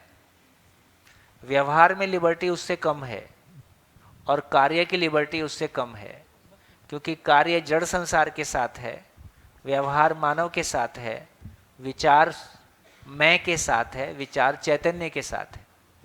इसका मतलब यह हुआ, सबसे पहले हम इंटरवेंशन कहाँ करेंगे? विचार जगत में। सबसे पहला इंटरवेंशन विचार जगत में होगा। विचार जगत में कोई इंटरवेंशन मैच्योर होगा तो व्यवहार जगत में जाएगा। व्यवहार जगत में भी दोनों की योग्यता काम करेगी। एक की योग्यता बनी है, दूसरे की योग्यता नहीं बनी है, अभी सफलता नहीं मिलेगी। तो व्यवहार में भी सफलता मिलने में कोई टाइम लगेगा। कार्य पक्ष में चूंकि जड़ के साथ है, इसलिए वहां कोई गलती हो गई, क्योंकि वो सीमित वस्तु है। विचार में कोई गलती हो गई, असीमित चीज है, मैंने ये बोल दिया, मैं पलट के दूसरा बोल दूंगा। लेकिन कार्य में गलती हो गई, एक चीज खराब हो गई, अब वो चीज दोबारा नहीं आएगी, या उसके लिए हमको इन्वेस्टमेंट करना पड़ेगा। इसलिए कार्य पक्ष में सबसे लास्ट में इंटरवेंशन करेंगे। तो पहला इंटरवेंशन विचार पक्ष में होगा। विचार पक्ष में तृप्ति आएगी तो थोड़ा व्यवहार पक्ष में होगा। विचार पक्ष में तृप्ति आएगी, थोड़ा अनुभूति की ओर जाएंगे। अनुभूति में थोड़ी स्थिति बनेगी तो विचार में और तृप्ति आएगी। विचार की ओर तृप्ति आएगी, थोड़ा व्यवहार में तृप्ति आएगी। कार्य की तृप्ति सबसे लास्ट में है, इसलिए कार्य पक्ष को ना छेड़ें, इसलिए बच्चों को ना छेड़ें। सीधा सीधा क्या बोल रहा हूं, किसी भी विद्यालय में बच्चों के साथ अभी आप बात ना करें, अभी आपकी योग्यता नहीं बनी है। पहले अपनी योग्यता बनाएं।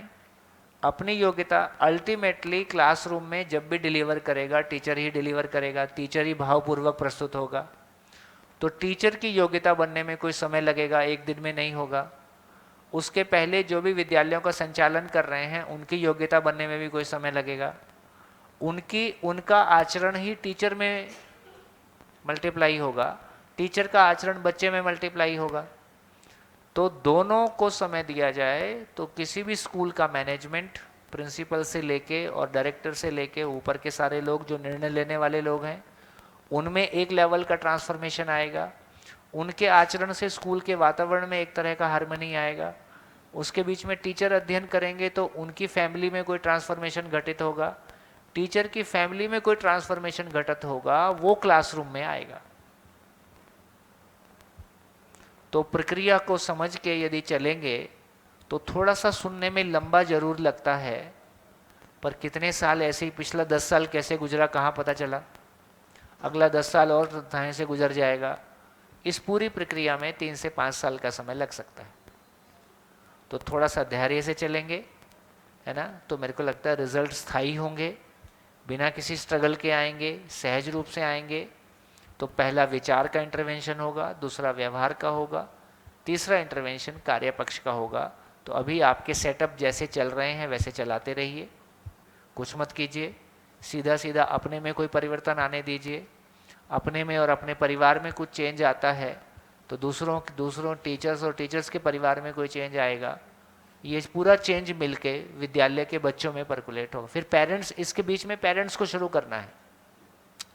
देखो सभी टीचर इस बात को पहचानते हैं कि जितनी एजुकेशन की जरूरत बच्चों को है, माँ बाप को उतनी है कि उससे ज़्यादा है, उससे ज़्यादा है। बच्चा आपके पास 3 घंटे रहता है, पेरेंट्स के पास 18 घंटे रहता है। यदि घर का वातावरण अनुकूल नहीं है, यदि घर का वातावरण जिंदा रहने का वातावरण है और आप विद्यालय में जीने के वातावरण को देने की कोशिश कर रहे हो तो भी सफल नहीं होगा। तो उन बच्चों के परिवारों के वातावरण को बदलना होगा, तो पेरेंट्स तक मामला जाएगा।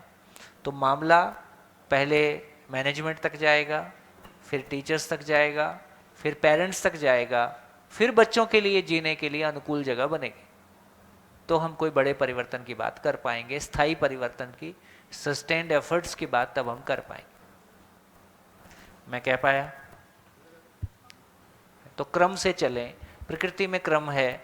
अभी बच्चा कंसीव नहीं हुआ है और डिलीवरी की तैयारी करने लगे, नहीं भैया, अभी बच्चा कंसीव हुआ है, अभी 9 महीना लगेगा, है ना, और 9 महीने बाद आ गया, तुरंत नहीं चलेगा, बोलने में समय लगेगा, चलने में समय लगेगा। नहीं, अभी बच्चा आ गया है, कमाना शुरू नहीं कर रहा है, अभी नहीं कमाएगा, 18 साल बाद कमाएगा, 20 साल बाद कमाएगा। तो पूरी प्रकृति में एक क्रम है। क्रम को बाईपास करेंगे तो हम परेशान हो सकते हैं। क्रम के साथ चलेंगे तो हमारा उत्सव बना रहेगा। ज्ञान की एक बड़ी पहचान है धैर्य। ज्ञान का एक बड़ा एक्सप्रेशन है धैर्य। ज्ञान का मतलब ही है कि हम प्रक्रिया को पहचान लेते हैं। प्रक्रिया को पहचानने का नाम धैर्य है। प्रक्रिया को नहीं पहचानता हूं तो मैं हड़बड़ी करता हूं। तो मानव में ट्रांसफॉर्मेशन की प्रक्रिया अपने आप में थोड़ा सा भौतिक वस्तुओं से ज़्यादा समय लेने वाला काम है। मकान 2 साल में बन जाता है, 1 साल में बन जाता है। समझदारी कितने साल में आएगी? ये जन्म जन्मांतर की यात्रा है। तो जो यात्रा जन्म जन्मांतर की है उसमें से 2-5 साल लग ही सकते हैं। उतना धैर्य हम लेके चलें तो काम आराम से हो जाएगा। हाँ जी, और बोलिए। ये पूरकता और उपयोगिता, हाँ, ये संज्ञानशीलता के लिए जरूरी है क्या? ये सभी जगह में है, सभी जगह में है। जैसे मानव मनुष्येतर प्रकृति के लिए पूरक है, मानव पशु पक्षी के लिए पूरक है, पेड़ पौधों के लिए पूरक है, पदार्थ के लिए पूरक है। जो फल हम आज खा रहे हैं ये प्रकृति में डायरेक्टली उपलब्ध नहीं थे, ये बहुत छोटे छोटे थे। मानव ने इन सारे अच्छे फलों को चुना, उन फलों को लगाया, उनसे फिर अच्छे बीज आए, फिर उन फलों को लगाया, उनसे फिर अच्छे बीज आए। तो लगातार अच्छे फलों को हमने बोया है और इस तरह से हमने इन फलों के साइज़ को, क्वालिटी को बढ़ाया है। तो मानव पेड़ पौधों के लिए पूरक हुआ है। हम वंश में, पशु में, ब्रीड में चेंज करने की बात करते हैं, ब्रीड को बेहतर बनाते हैं। तो पशुओं के वंश को बेहतर बनाया जाए, बीजों की बेहतर क्वालिटी को बनाया जाए, जमीन की गुणवत्ता को बनाया जाए, ये काम मानव ही करता है। तो मानव इस धरती को श्रृंगार देता है, उसकी गुणवत्ता को बढ़ाता है। ये मानव की पूरकता है। तो मानव मनुष्येतर प्रकृति के लिए पूरक है, प्रकृति मानव के लिए उपयोगी है अपनी समझ को व्यक्त करने के अर्थ में, अपने होने के प्रमाण को प्रस्तुत करने के अर्थ में। तो इसी तरह से सभी इकाइयाँ एक दूसरे के लिए पूरक हैं। इसका व्यावहारिक एग्जाम्पल घर में लेने जाएंगे तो मेरे बच्चे को मोबाइल में मेरे से ज़्यादा पता है। मेरे को कोई भी प्रॉब्लम आती है तो मोबाइल लेके मैं कहाँ जाता हूँ? मैं अपने बेटे के पास जाता हूँ, वो मेरी प्रॉब्लम सॉल्व कर देता है।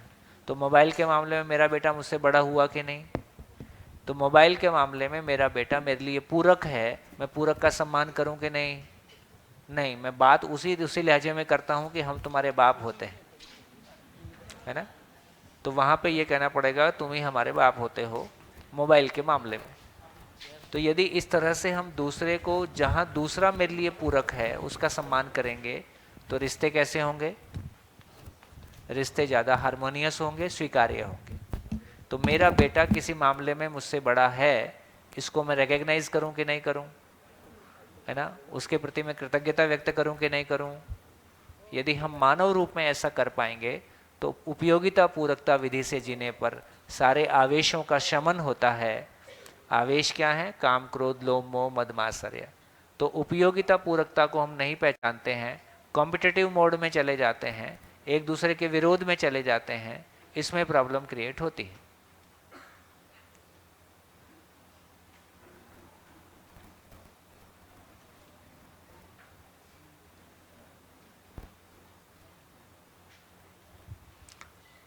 बढ़िया बढ़िया। चलिए, तो काफी सारी बात हो गई।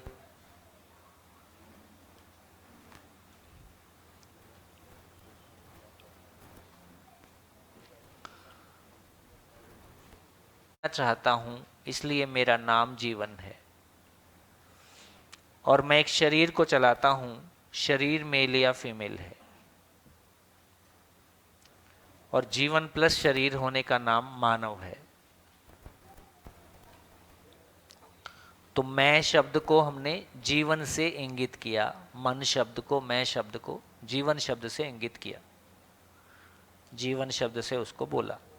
तो यहां पे हमने एक जीवन शब्द इंट्रोड्यूस कर दिया।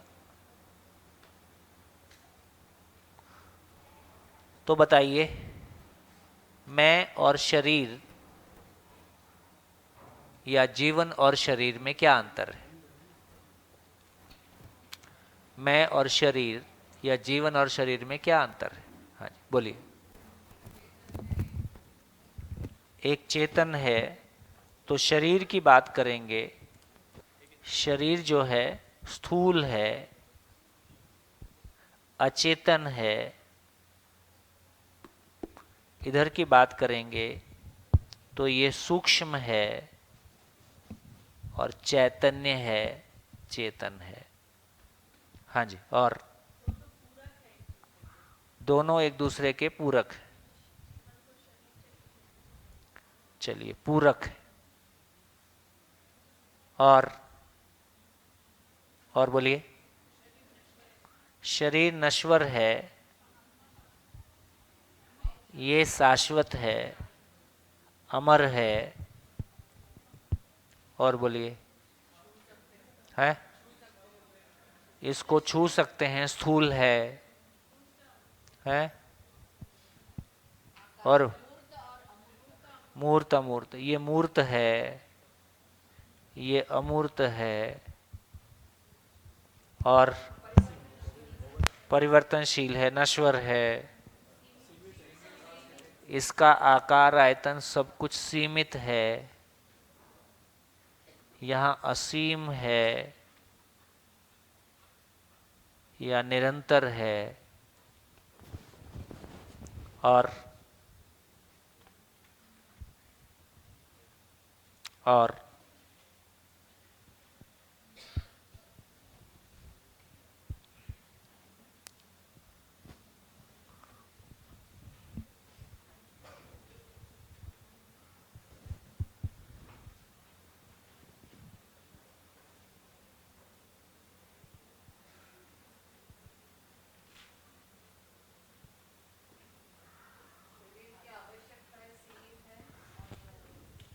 शरीर की आवश्यकता सीमित है, मैं की आवश्यकता असीम है।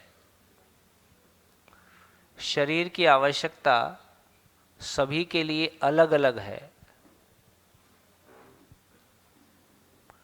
मैं की आवश्यकता सभी के लिए एक है। विश्वास की निरंतरता, सम्मान की निरंतरता, भय से मुक्ति, अभाव से मुक्ति, है ना, सुख की निरंतरता, ये सभी के लिए एक है।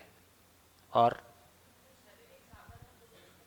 शरीर एक साधन है, ये साध्य है। और शरीर भोगता है।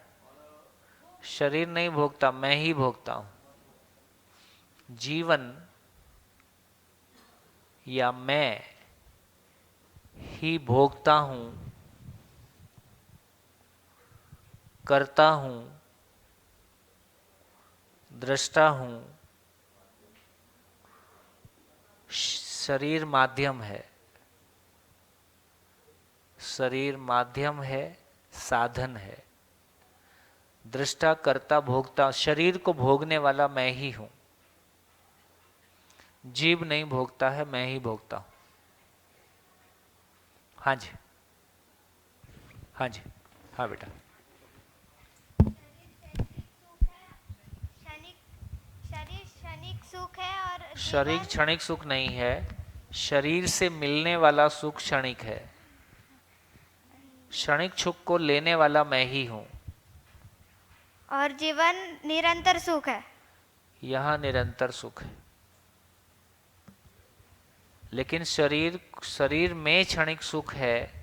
क्षणिक सुख को भी लेने वाला, क्षणिक सुख को भोगने वाला मैं ही हूं। ये ध्यान में रहे। हाँ जी, हाँ जी, गुड। शरीर का काम कुल मिला के जिंदा रहना है। शरीर जिंदा रहना है, शरीर मर जाना है। शरीर का जन्म होता है, शरीर जवान होता है, शरीर बूढ़ा होता है, शरीर मेल या फीमेल होता है। ये सब शरीर का है। मैं कैसा हूं? मैं अमर हूं, मैं भ्रमित हूं, मैं समाधानित हूं, मैं सुखी हूं, मैं दुखी हूं, मैं सशरीर हूं,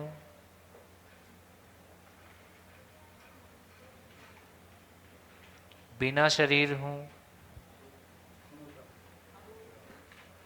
इतना ही है। मेरी स्थिति ऐसी है। भ्रमित हो गया, भ्रमित हूं, समाधानित हूं, मेरी स्थिति ऐसी है। हाँ जी, और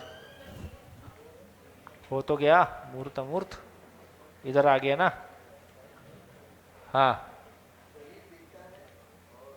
मूर्त अमूर्त हो गया ना, स्थूल सूक्ष्म हो गया। स्थूल सूक्ष्म है मन की स्थिति से सारा सृजन यही करता है ना। तो सृजन करने वाला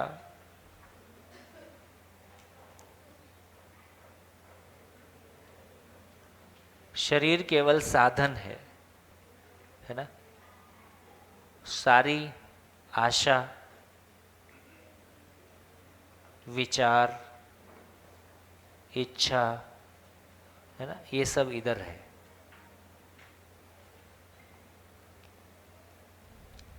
शरीर स्वस्थ रहता है, शरीर बीमार होता है, ये सब इधर है। शरीर की आवश्यकता रोटी कपड़ा और मकान है। इसकी आवश्यकता रोटी कपड़ा मकान है। इसकी आवश्यकता ज्ञान है। मानव की मूलभूत आवश्यकता क्या है? रोटी कपड़ा और मकान, है कि नहीं? मानव की मूलभूत आवश्यकता क्या है? हाथ उठाओ। हाँ, हाथ उठाते ही आ गया। नहीं नहीं नहीं, कुछ नहीं, टेप रिकॉर्डर जैसा बजते हो। अरे रोटी कपड़ा मकान मानव की मूलभूत आवश्यकता है कि शरीर की मूलभूत आवश्यकता है? शरीर की। और यदि मानव की मूलभूत आवश्यकता करेंगे तो मूल कौन है? मैं मूल हूं कि शरीर मूल है? मैं मूल हूं। तो मेरी मूलभूत आवश्यकता क्या है? ज्ञान। तो शरीर की आवश्यकता रोटी कपड़ा और मकान है, मानव की मूलभूत आवश्यकता ज्ञान है। उल्टा ही पुल्टा पढ़ा रहे सारी जिंदगी उल्टा ही पुल्टा कर रहे।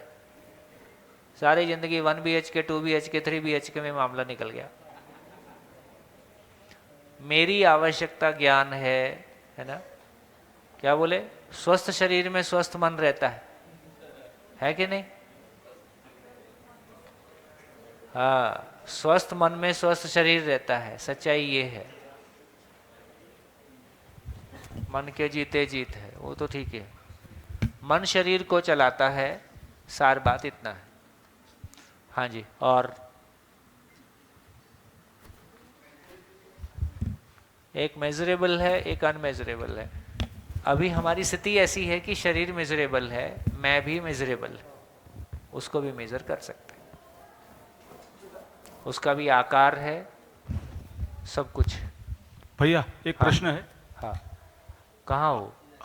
हाँ, तब ये जो रोटी कपड़ा और मकान जो है ये सब जिंदा रहने का सामान है, जिंदा रहने का। हाँ। तो मेरी आवश्यकताएं कैसी पूरी होंगी, मेरा जीना कैसा होगा? नहीं हो उसी के लिए शिविर नहीं तो शिविर क्यों करते हैं? शिविर और काय के लिए कर रहे हैं? तो वही ना भैया, तो आज तो हमारे पास 60% तो सामान है तो जिंदा रहने का है, उसी से तो हम जीना सीख लेंगे। 60%? 100%? 100%। 60% कहाँ से आएगा? तो अब जिंदा रहने का सामान हमारे पास था तो जिंदा है, जीने का आ जाएगा तो जी लेंगे। तो जिंदा रहने का सामान से तो जीना होगा, ऐसा कहना। हाँ, अरे बड़ा मुश्किल है। देखो, जब जीने की बात कर रहे हैं तो शरीर जिंदा रहेगा कि शरीर उस समय मरा हुआ रहेगा? जिंदा ही रहेगा। तो लेकिन जब जिंदा रहने की बात कर रहे हैं तब उसमें जीना शामिल नहीं हुआ है ना, तो वो तो बात ठीक ही है। तो देखो सार बात क्या है? सार बात ये है कि यदि शरीर का सदुपयोग नहीं कर रहे हैं, जिस अर्थ में शरीर है, यदि जीने के अर्थ में शरीर का सदुपयोग नहीं कर रहे हैं, तो सही अर्थों में देखें तो ये धरती पे आने का पर्पस पूरा हुआ कि नहीं हुआ? नहीं हुआ। शरीर जिस काम के लिए था उस काम के लिए उपयोग हुआ कि नहीं हुआ? इसलिए जब हम वहाँ चर्चा कर रहे थे कि बेसिकली दुरुपयोग ही दुख है, सदुपयोग ही सुख है, अभी हम जिंदा रहने के धरातल पर शरीर का सदुपयोग कर रहे हैं कि दुरुपयोग कर रहे? हम सदुपयोग ना करना ही दुरुपयोग है। तो बेसिकली आप चाहे कोई शराब नहीं पीते हो, नशा नहीं करते हो, किसी के साथ मारपीट नहीं करते हो, न्यूनतम साधनों में जीते हो और किसी की चुगली भी नहीं करते हो, तो भी शरीर का दुरुपयोग ही है। आप घोर ईमानदारी से जीते हो तो भी दुरुपयोग ही है, क्योंकि जिस काम के लिए मिला था उस काम के लिए तो उपयोग हुआ नहीं है, है ना। तो सार बात यह है कि शरीर जिस काम के लिए मिला है उस काम के लिए शरीर का उपयोग हो। तो जीने के अर्थ में क्यों जीना है, कैसे जीना है के अर्थ में शरीर को क्यों जीना है, कैसे जीना है को समझने के लिए, उसको जीने के लिए शरीर का सदुपयोग हो, ये शरीर का मतलब है। तो न्यूनतम और अधिकतम दोनों ही काम की बात नहीं है, समृद्धि पूर्वक जीना काम की बात है। तो ना गरीबी से जीने की आवश्यकता नहीं है, प्रकृति में पर्याप्त है। समझदारी से जीने की आवश्यकता है। तो वो लाइन आए बिना देखो हमको तृप्ति नहीं मिली, ऐसे तमाम लोग मिलेंगे जो बहुत घनघोर ईमानदारी से जिए और अंततः दुखी ही रहे। मैं ऐसे लोगों से व्यक्तिगत रूप से मिल के बात करके कह रहा हूँ। तो ईमानदारी से जीने का इतना ही मतलब है कि आपने साधनों का दुरुपयोग नहीं किया, लेकिन जिंदगी का तो दुरुपयोग किया, क्योंकि जीना तो नहीं हुआ। घोर ईमानदारी से जीने के बावजूद जीना नहीं हुआ, ये समझने लायक बात है। समझ में नहीं आ रही आपको? हाँ, ऐसे बिखरे बिखरे सवाल है पीछे है, सवाल आई।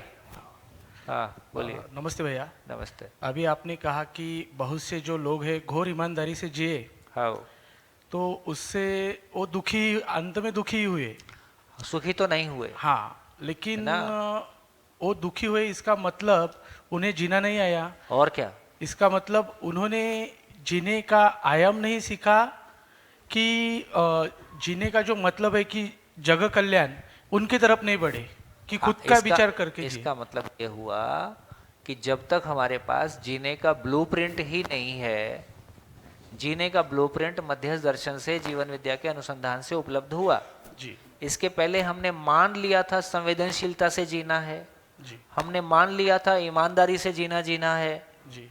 हमने मान लिया था कि रईसी से जीना है।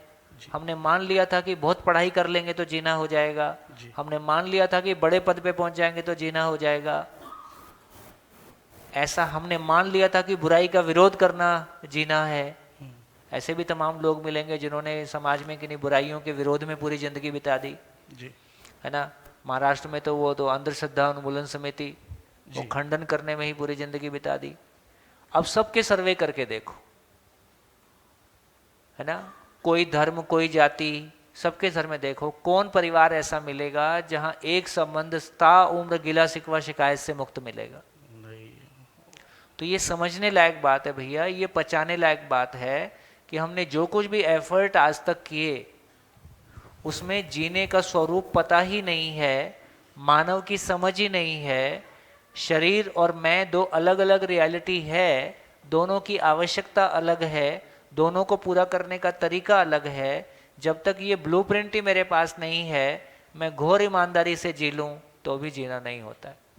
मतलब सर, अभी तक जो दिव्य आत्माएं इस सृष्टि से चली गई वो सस्पेंस में ही चली गई।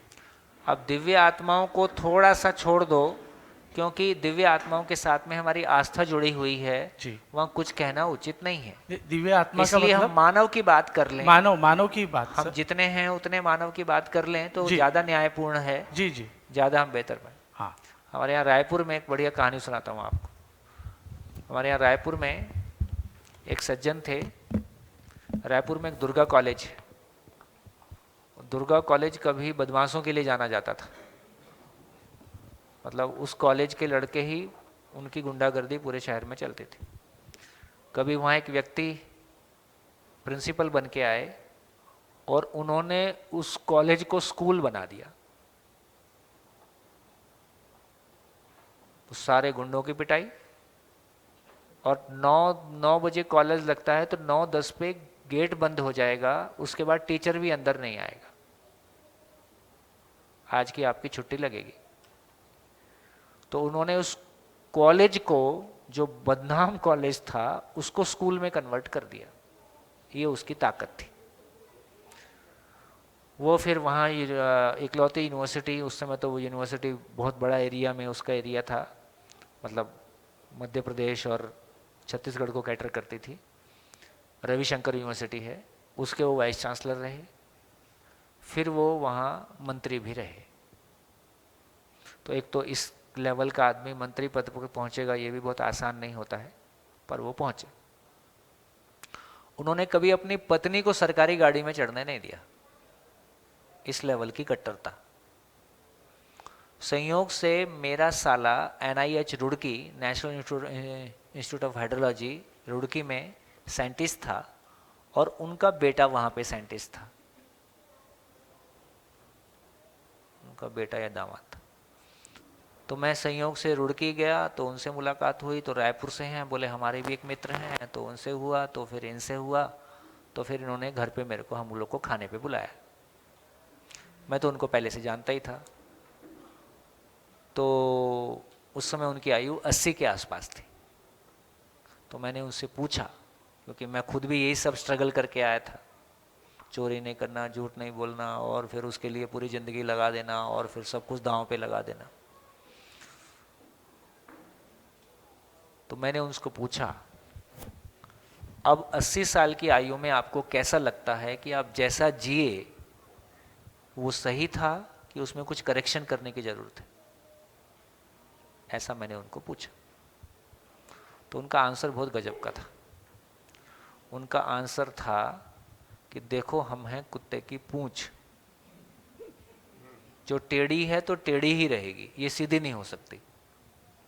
उनका कहने का आशय ये था कि हम मर जाएंगे, लेकिन जिन मूल्यों के लिए हम जिए हैं हम उन्हीं पे जिएंगे, उसमें बदल नहीं सकता कुछ। अगला सेंटेंस था, पर बोले निकला कुछ नहीं,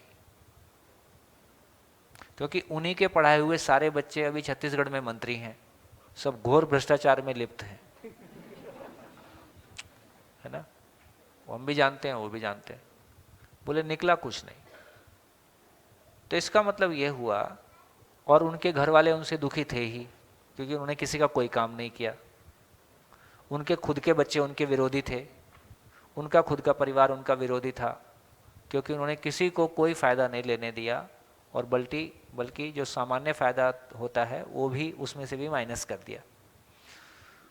तो मैं ये सब कहना चाहता हूँ, ये सब एग्जाम्पल से मैं केवल इतना ही कहना चाहता हूँ कि ऐसे लोगों की कद्र है कि उन्होंने किन्हीं अपने मूल्यों के लिए ज़िंदगी जिया। ये अच्छी बात है, और इसमें कुछ ख़राब बात है ऐसा नहीं बोल रहा हूँ, पर फाइनली कोई समाज ट्रांसफॉर्म हो गया ऐसा नहीं हुआ, बल्कि वक्त के साथ साथ ये लोग ऑब्सलीट हो गए। इसलिए क्या चीज़ की आवश्यकता है?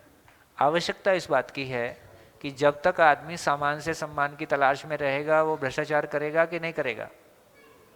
भ्रष्टाचार का मतलब केवल पैसे का ही नहीं होता है, परधन, परनारी, परपुरुष, दूसरे को तंग करना, परेशान करना, ये सब भ्रष्ट आचरण है। भ्रष्टाचार मतलब भ्रष्ट आचरण। भ्रष्ट आचरण मतलब जो सही आचरण नहीं है। तो इसका मतलब है, तो वो ये ना करे तो उसके लिए क्या करना पड़ेगा? आंदोलन करने से होगा कि उसका सॉफ्टवेयर ठीक करने से होगा? सॉफ्टवेयर ठीक हो जाएगा तो अपने आप ठीक कर लेगा। तो यदि उसको पता चल जाएगा कि सामान से सम्मान की बजाय जीना और जीने देना ही जीना है, यही सम्मान है, तो वो अपनी गाड़ी डाइवर्ट कर लेगा। यदि उसको समझ में आ जाएगा कि सुविधा में सुख की बजाय समाधान में सुख है, तो अपनी गाड़ी चेंज कर लेगा। हमने ऐसे हजारों लोगों को बदलते हुए देखा। इसका मतलब है डांटने से, पीटने से, शिकायत करने से, आंदोलन करने से, विरोध करने से चीज़ें नहीं बदल रही। इतना ही होता है कि घर में पिताजी के सामने बच्चे को पता है पापा के सामने क्या नहीं करना है, क्या करना है, मम्मी के सामने क्या करना है, क्या नहीं करना है। वो तय कर लेता है अभी तुम्हारे सामने नहीं करूँगा, लेकिन बाद में तो करूँगा, और ये गलती नहीं करूँगा तो कोई और गलती करूँगा। तो आदमी के साथ में एक ही तरीका है कि उसका सॉफ्टवेयर बदल जाए, और वो खुद ही अपने सॉफ्टवेयर से तंग आया हुआ है। ऐसा करके उसको भी कोई सुख मिल रहा है ऐसा है नहीं, है ना? कि आदमी सामान से सम्मान पा जाएगा, ऐसा है नहीं। तो फाइनली देखो, एक बढ़िया सूत्र है कि एक भी सही इच्छा अधूरी रह नहीं सकती और एक भी गलत इच्छा पूरी हो नहीं सकती। बस टाइम मत पूछना। एक भी सही इच्छा अधूरी रह नहीं सकती, एक भी गलत इच्छा पूरी हो नहीं सकती। ये नेचर का नियम है।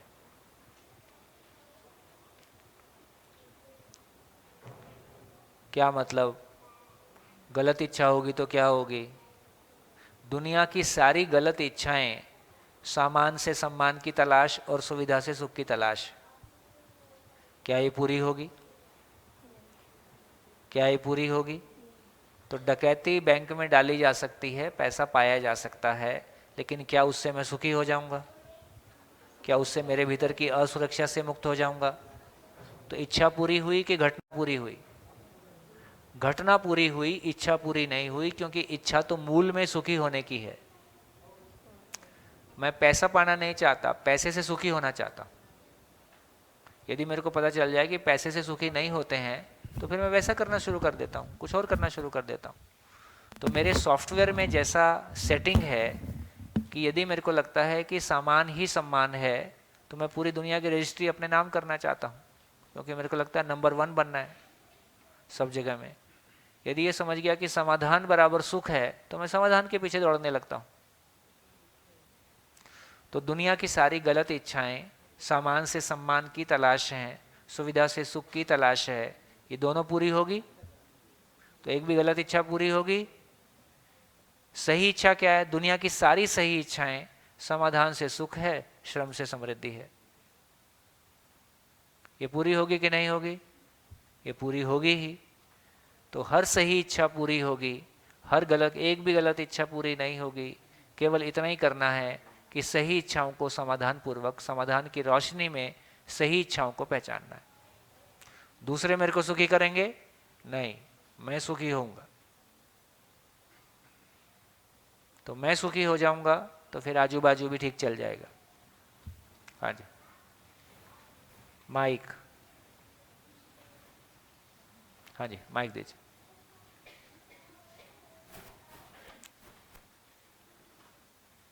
सुन लीजिए आप। मानव लक्ष्य के अर्थ में हर कर्म, हर विचार, हर व्यवहार सही है।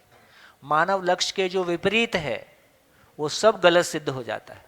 हम जो चोरी तो छोड़ दीजिए, आप बढ़िया कोई प्रोफेशन कर रहे हैं, अपने कुछ पैसे कमा रहे हैं, अपने परिवार के लिए लगा रहे हैं, लेकिन ये मानव लक्ष्य के अर्थ में नहीं है, तो ये सब करके भी लास्ट में तृप्ति नहीं मिलेगी, ये पक्का है। अब क्या करोगे? चोरी को तो छोड़ ही दो। हम जो ठीक ठाक लोग हैं, हाँ, चाहे साधु बने चाहे महात्मा बने, यदि समाधान नहीं है तो तृप्ति नहीं मिलेगी, ये नियम है। अरे आपने जो किया नहीं है उसकी बात आप क्यों करते हैं? जो आपने किया उसकी बात करो, फिर बताता हूँ। I am well satisfied with what I am doing, but खुश रहो फिर। I am not saying about that. मैं बोल रहा हूँ देखो मेरा चोर क्वेश्चन की ये तरफ है। से आप क्यों बोल रहे हो? चोर की चोर, अभी चोर चोर। सर मैं सवाल पूछ रहा हूँ। नहीं नहीं, हाँ। वो सवाल है ही नहीं। अब आपको, अब चोर सेटिस्फाई हुआ कि नहीं बोलो, आपको कैसे पता?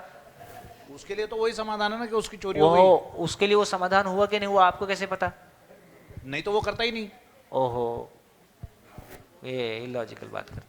हम सारे काम क्या समाधान? हम ईर्ष्या, हम चुगली चुगली खेलते हैं, हम दूसरों को जज करते हैं, हम किसी से जज होते हैं, ये हम क्यों कर रहे हैं सारा?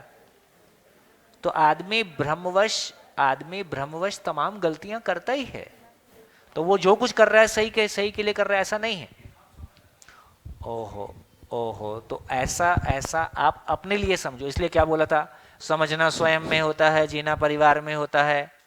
आप चोरी करके सुखी होके दिखाओ। आप चोरी करते हो?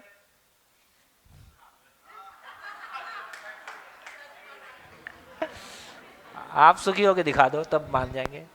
और हैं तो शुभकामनाएं। अपनों को क्या दिक्कत है? देखो कोई सुखी है तो अपने को क्या परेशानी है भाई? शुभकामनाएं। और आप सुखी हो तो उसका प्रमाण प्रस्तुत करो कि इस साल में आपके माध्यम से कितने परिवार और सुखी हुए, है ना? जिंदगी माफ नहीं करती, कुछ भी कर डालिए, कोई रास्ता नहीं है। अथा से इति तक। लाल किले वाले सम्राट चले गए, हमारी आपकी तो औकात क्या है? सोम भैया, चलो आगे। प्रश्न है हाँ, कि मानव मन में हमेशा द्वंद्व रहता है। मानव मन में हमेशा द्वंद्व रहता है। नहीं, इसको ठीक करना पड़ेगा। भ्रमित मानव में द्वंद्व रहता है। भ्रमित मानव में द्वंद्व रहता है। हाँ, तो फिर सभी भ्रमित है, ऐसा ही समझना पड़ेगा। हाँ, सभी भ्रमित। अभी जब वही तो बात कह रहा हूँ, जब जिंदा रहने को जीना मान रहे हैं तो द्वंद्व रहेगा, कंपैरिजन होगा, ईर्ष्या द्वेष होगा, कम अधिक होगा, अपने भीतर सफलता असफलता के दौर से गुजरेंगे, ये होगा ही। कुछ भी कर लीजिए, आप रोक नहीं सकते। मेरे को आपसे पूछने की जरूरत नहीं है कि आपके अंदर हो रहा है कि नहीं हो रहा है। तो इसके साथ दूसरा प्रश्न ऐसा है कि मानव में ही द्वंद्व है। जागृत मानव में कोई द्वंद्व नहीं होता है। जागृत मानव समाधान के साथ में रहता है, विश्राम के साथ रहता है। और बाकी प्राणियों का इसमें द्वंद्व से कोई रिलेशन नहीं है। कुत्ता बिल्ली द्वंद्व में नहीं रहता है। मानव के पास कल्पनाशीलता है, इसलिए मानव द्वंद्व में रहता है। करूं कि नहीं करूं, ठीक है कि नहीं है, उचित है कि नहीं है, ये द्वंद्व मानव के पास रहता है, क्योंकि उसको सही की तलाश है। पर भावनाएं तो कुत्तों में भी देखी जाती है, प्राणियों में। अभी पहले मानव से निपट लो, कुत्तों का बाद में देख लेना। अपना निपटा नहीं जा रहा है, कुत्तों का याद आ रहा है। पहले अपने मानव होने से निपटिए, फिर पशु की ओर जाएंगे, फिर बाकी की ओर जाएंगे। हाँ सर, किसी भी रूप में या किसी भी रिश्ते में 100% स्वीकृति हो सकती है, कैसे पाई जाए? मैंने कल भी कहा था, कल भी आपने यही क्वेश्चन पूछा था, फिर से रिपीट कर रहा हूं। रिश्ते में स्वीकृति बाद में आती है। पहली स्वीकृति इस कायनात के प्रति है कि ये पूरी कायनात अपने आप में पूर्ण है, इसकी स्वीकृति अपने में आती है। फिर होने के स्वरूप में मैं भी पूर्ण हूं। ये शरीर, ये मन होने के स्वरूप में अपने आप में पूर्ण है, और इसकी रहने के स्वरूप में, जीने के स्वरूप में इसकी पूर्ण होने की संभावना है। ये स्वीकारने से मैं अपने आप को पूरी तरह से स्वीकार पाता हूं। फिर मेरे को किसी से कंपैरिजन की आवश्यकता नहीं पड़ती है। सर, अगर हम बच्चों को अभी ये सिखाएं कि खुद में अपने को खुश रहना है, खुद को समाधान नहीं सिखा पाएंगे, इसलिए कह रहा हूं कि मैं एक जनरल, आप सुने मेरी बात, क्योंकि जब तक वो दिमाग में क्लियर नहीं होगा तब तक अटका रहेगा। बोलिए। तो इसमें ऐसा है कि जैसे हमारी माँ ने हमको बचपन से सिखाया कि त्याग करना है, अगर शादी होके अपने घर जाना है तो वहाँ पे पहले सबके साथ एडजस्ट करना है ना, समझना है लोगों को। ठीक बात। तो क्या वो सारी चीजें जो सिखाई है वो गलत है? नहीं, हमको कॉम्प्रोमाइज करना सिखाया जी। जब समाधान नहीं होता है तो कॉम्प्रोमाइज करना हमारी मजबूरी होती है, और कॉम्प्रोमाइज नहीं करते हैं तो हम टूट जाते हैं। तो हमारे पुरखों के पास समाधान नहीं था, उन्होंने हमको कॉम्प्रोमाइज करना सिखाया कि बेटा झेल लेना और काम चल जाता है। हमने झेल के ज़िंदगी गुजार ली। अब हमारे बच्चे झेलने के लिए ने एक दूसरे को झेलने के लिए तैयार करवा लिया और इसको हम झेल गए तो हमारे परिवार चल गए। ये हमारी कहानी थी। हमारे बच्चे लॉजिक से बड़े होते हैं, गरीबी उन्होंने देखी नहीं, कोई कंप्रोमाइज करने की आवश्यकता उनके बचपन में नहीं रही, तो उनको मनमानी की आदत है। अब मनमानी करने जाएंगे, वो कंप्रोमाइज करेंगे नहीं, कंप्रोमाइज नहीं करेंगे, अहंकार दोनों का बड़ा है, सबका बड़ा है, इसलिए टूटेंगे ही। इसलिए अब आने वाली पीढ़ी की शादियां कैसी चलेंगी, कैसी सरवाइव करेंगी, वो खुद भी उससे डरे हुए हैं। अब नहीं चलेगा, टूटेंगे तो दुखी होंगे, अकेलेपन से दुखी होंगे, संबंधों से दुखी होंगे, तो ज़्यादा दुख जल्दी पीड़ा, ज़्यादा पीड़ा जल्दी राहत, तो वो समाधान ढूंढेंगे। हमको केवल इतना करना है कि समाधान की दुकान को सजा के रखना है, ग्राहक आने वाले हैं।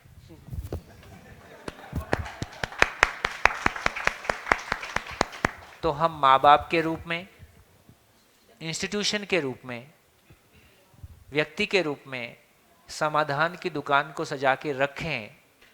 और ये बहुत हाई डिमांड में आने वाली चीज़ है, भविष्य इसका ही है, क्योंकि सारे धर्म ध्वस्त हो गए, हमारे सारे स्ट्रक्चर ध्वस्त हो गए, सरकारें ध्वस्त हो गईं, कोर्ट ध्वस्त हो गए, न्यायालय ध्वस्त हो गए, परिवार ध्वस्त हो गए, कोई भी ढांचा बचा नहीं है। तो पूरा सिस्टम केओस की तरफ जाने के लिए तैयार ही है, जा ही रहा है और फॉरेन में चला ही गया है। तो अब ये आवश्यकता इस बात की है, बातों से काम नहीं चलेगा। अब हमारे बच्चे हों या शिविर में आए हुए आप लोग यदि मेरे को देखते हैं, तो हम एक दूसरे के आचरण को ही देखना चाहते हैं। इसमें फ़ायदा ये है कि आपको मेरी रोज़मर्रा की ज़िंदगी पता नहीं है, आप आस्थावश ये मान लेते हो कि जो आदमी बोल रहा है ये ठीक ही बोल रहा होगा। कुछ बॉडी लैंग्वेज से, कुछ क्वेश्चन आंसर से, कोई चीज़ से, कोई ना कोई चीज़ हम जज करते हैं। घर में कठिन परिस्थितियां और कठिन है, क्योंकि उनको हमारा पुराना इतिहास भी पता है और वो हमको उस पुराने इतिहास से ही देखते हैं। इसलिए अक्सर लोग समाज में पूजे जाते हैं, घर में समीकरण नहीं बैठते हैं। अक्सर घर में लोग बोलते भी हैं, बाहर तो बहुत अच्छी बात करते हो, घर में तुमको क्या हो जाता है ना? क्योंकि बाहर में हम अपनी बेस्ट पॉसिबल संभावना के साथ व्यक्त होते हैं। घर में तो हमको एक दूसरे का पता ही है, वहाँ तो एक्टिंग कर नहीं सकते हैं। तो सार इतना ही है कि अपनी अपनी दुकान सजा के रखें, अपने परिवार सजा के रखें, संस्थाएं सजाएं। इनमें 10 साल से अधिक नहीं लगेगा। 10 साल का सफ़र मान के चलें। अपने परिवारों को सजने में, संस्थाओं को सजने में 10 साल का समय लगेगा। तब तक ये बच्चे बहुत सारे प्रयोग करके संसार देख के आ जाएंगे। तब ये दुकान सजी हुई होगी, ये तुरंत उसको स्वीकार लेंगे कि हाँ, रास्ता तो यही सही है, क्योंकि ये बहुत शार्प हैं। जितना हम सोचते हैं ये हमसे ज़्यादा सोचते हैं। जितना हमको एक्सपोजर है उससे ज़्यादा इनको एक्सपोजर है। जितना लॉजिक हमारे पास है उससे ज़्यादा लॉजिक इनके पास है। लेकिन यदि प्रमाण दिखाई दे जाएगा, जीता हुआ लोग दिखाई दे जाएंगे, तो इनको स्वीकारने में देर नहीं लगेगी। बढ़िया जी, जी भैया mic.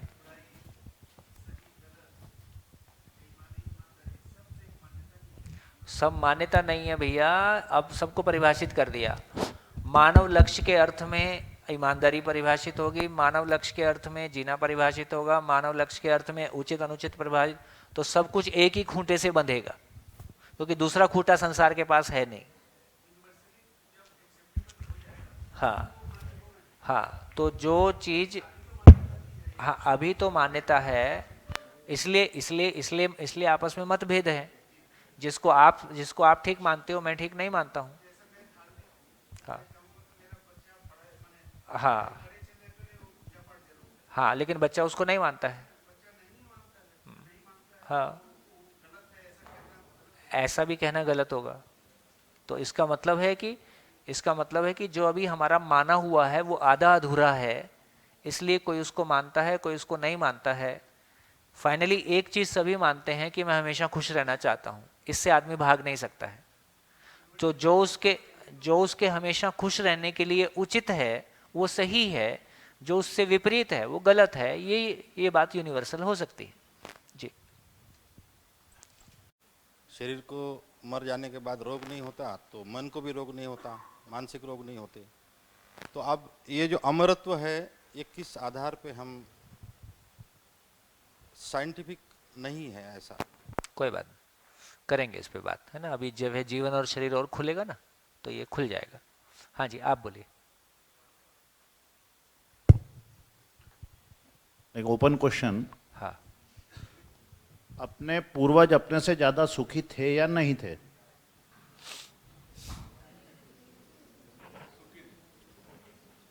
I want an answer, मुझे आंसर दीजिए। अपने पूर्वज अपने से सुखी थे या नहीं थे? उनके पास में अपने से साधन ज्यादा थे या कम थे? फिर भी वो अपने से ज्यादा सुखी थे। अभी आपने जो बोला एडजस्टमेंट वाला बात, जो अभी आपने जो बोला, I am coming to that. क्या चीज आपने भैया? बोला, मेरे को लगता हाँ। है अभी देखो इसमें डिबेट हो जाएगा। हमारे पूर्वज हमसे सुखी थे, आज भी पूर्वज गांव में मौजूद ही हैं। आज भी गांव में ढंढोरा पिटवा दो कि 30,000 की नौकरी उपलब्ध है, पूरा गांव खाली हो जाएगा। तो ये हम बेकार बातें बहुत सारी, थोड़ा सा मैं अनावश्यक मत लेना, हम बहुत सारी चीज़ों को ये फिल्मी गांव जो हमको दिखाई देता है, हमारे पूर्वज, ये कह सकते हैं कि हमारे पूर्वज के समय में परेशानियां अलग तरह की थीं, हमारे समय में परेशानियां अलग तरह की हैं। परेशानियां उनको भी थीं, परेशानियां हमको भी थीं। बल्कि आज हमारी जिंदगी में जितना आराम है फिजिकल लेवल पे देखेंगे, उसकी तो कल्पना भी उन्होंने नहीं की थी। एग्रीड। तो इसका मतलब यह हुआ कि मांस तो मेरे को लग रहा है कि इसको थोड़ा जस्टिफाइड स्टेटमेंट के रूप में कहा जाए, हमारे पूर्वज शारीरिक रूप से ज्यादा परेशान रहे और हम मानसिक रूप से ज्यादा परेशान हैं। हमारे पूर्वजों को मानसिक रूप से ऑप्शन नहीं थे। सुन लीजिए, एक मिनट सुन लीजिए। हमारे पूर्वज फिजिकली जितना श्रम किए, फिजिकली जितनी कठिन परिस्थितियों में जिए, जितनी गरीबी में जिए, है ना, यदि देखा जाए तो फिजिकल लेवल पे हमारी जिंदगी में आराम है। आज फिर एक फैन चलाया ऑन, अरे हम तो वो दिन देखे थे, टिकट करवानी है तो पूरा दिन ही चला जाता था टिकट करवाने में। अभी आप उंगली दबाते हो टिकट हो जाती है, उंगली दबाते हो टिकट कैंसिल हो जाती है। तो यदि फिजिकली देखेंगे तो जिंदगी में कितना आराम आया है। आप एक एक चीज की कल्पना तो करके देखो पुराने समय के साथ। तो हम, और इसमें किसी को दो राय नहीं है कि भौतिक रूप में हम इतने आगे बढ़े हैं जिसकी कल्पना हमने नहीं की थी। Sir agreed. बहुत, I am coming to a different question. अब मानसिक जो प्रॉब्लम खड़ी हुई है, संबंध की प्रॉब्लम है ना, कंपैरिजन की प्रॉब्लम, नहीं, मैं कंपैरिजन की बात नहीं कर रहा हूँ सर। अभी जैसे जो क्वेश्चन भाभी की तरफ से आया था, मैं उसको जस्ट मतलब किस और जा रहा है करके, बिकॉज मेरा उसमें से क्वेश्चन आगे बढ़ता है। अपन जिस चीज को आपने बोला कि अपने जो फोर फादर्स थे उन्होंने एडजस्टमेंट करके और उसको आगे बढ़ा दिया, ढकेल दिया। हाँ। तो in my opinion that was a समाधान इन देयर ओपिनियन, क्योंकि उस टाइम पे उनके पास में वो ज्यादा अच्छा ऑप्शन था। आप समाधान बोलो, मेरे को तो इसमें कोई दिक्कत नहीं है। मैं कहूँगी समाधान था तो कहाँ चला गया समाधान? क्यों नहीं है वो आज समाधान? यदि कोई समाधान होता है तो उसकी निरंतरता होती है। एक बार पानी पहचान लिया तो हमारे सारे पुरखों ने पानी, देखो जो चीज समाधान का मतलब क्या होता है, अभी ना शब्दों के साथ हमारा वो कनेक्शन उतना गहरा नहीं बैठा है कि हम बिल्कुल एकदम प्रिसाइजली उसको पकड़ें। सही की परंपरा होती है और जो सही नहीं होता वो वक्त के साथ साथ बदल जाता है। जैसे एक बार हमने पहचान लिया कि पानी पीने से प्यास बुझती है, क्या किसी ने पानी को नकारा? क्या पानी के अलावा कोई और चीज पिया? एक बार हमने पहचान लिया खाने से भूख मिटती है तो हम सबने खाना खाया। एक बार हमने पहचान लिया कि रहने के लिए मकान की आवश्यकता है तो झोपड़ी हो चाहे महल हो, हर किसी के पास कोई एक मकान होता है, हर किसी का कोई एक एड्रेस होता है। इसका मतलब यह हुआ कि जो चीजें हमने समाधान के अर्थ में पहचान ली उसकी मानव जाति में परंपरा हो जाती है। हमने गाड़ी को आने जाने के रूप में पहचान लिया तो लगातार आप देखोगे हमारी गाड़ियां बेहतर हो रही हैं, मकान बेहतर हो रहे हैं। तो जिन चीजों को हमने समाधान के अर्थ में पहचाना, अब गाड़ी में पेट्रोल डालने से पोल्यूशन होता है तो हम सोलर पे जा रहे हैं, तो लगातार हम उसमें भी बेहतर कर रहे हैं। तो इसका मतलब हुआ जिसका समाधान हमारे पास है उसमें हम जिंदगी में लगातार और बेहतर आराम की ओर जा रहे हैं। जिनका समाधान हमारे पास नहीं है उन मामलों में डे बाय डे हम और मुश्किल की ओर जा रहे हैं। संबंध को लेके हमारे पास समाधान ना पहले था, पहले कंप्रोमाइज करने की ताकत थी, एक दूसरे को झेल लेने की ताकत थी, उम्र के आधार पर, रिश्तों के आधार पर बड़ा मान लेने का अभ्यास था, आस्था की दुनिया थी, तो गाड़ी चल गई। एक परिवार जिसमें संबंध आजीवन गिला शिकवा शिकायत से मुक्त हो, वो ना पहले था ना वो आज है। पहले था तो वो कहां चला गया वो ज्ञान? यदि पहले वो ज्ञान था तो ज्ञान कहां चला गया? ऐसे देखोगे तो पता चलेगा कि ज्ञान था नहीं, इसलिए चला गया। तो इसका मतलब क्या हुआ कि मानव सही से सीखता है कि गलतियों से सीखता है? मानव सही से सीखता है। जिसकी सही की परंपरा बन गई उसको हमने स्वीकार ही किया है, और जिसकी जो सही परंपरा में उपलब्ध नहीं है वहां पहले भी हिट एंड ट्रायल कर रहे थे, आज भी हिट एंड ट्रायल कर रहे हैं। ऐसी बात। हाँ जी, आगे बढ़े। अच्छा, चलिए, धन्यवाद, नमस्कार। फिर मिलेंगे ब्रेक के बाद।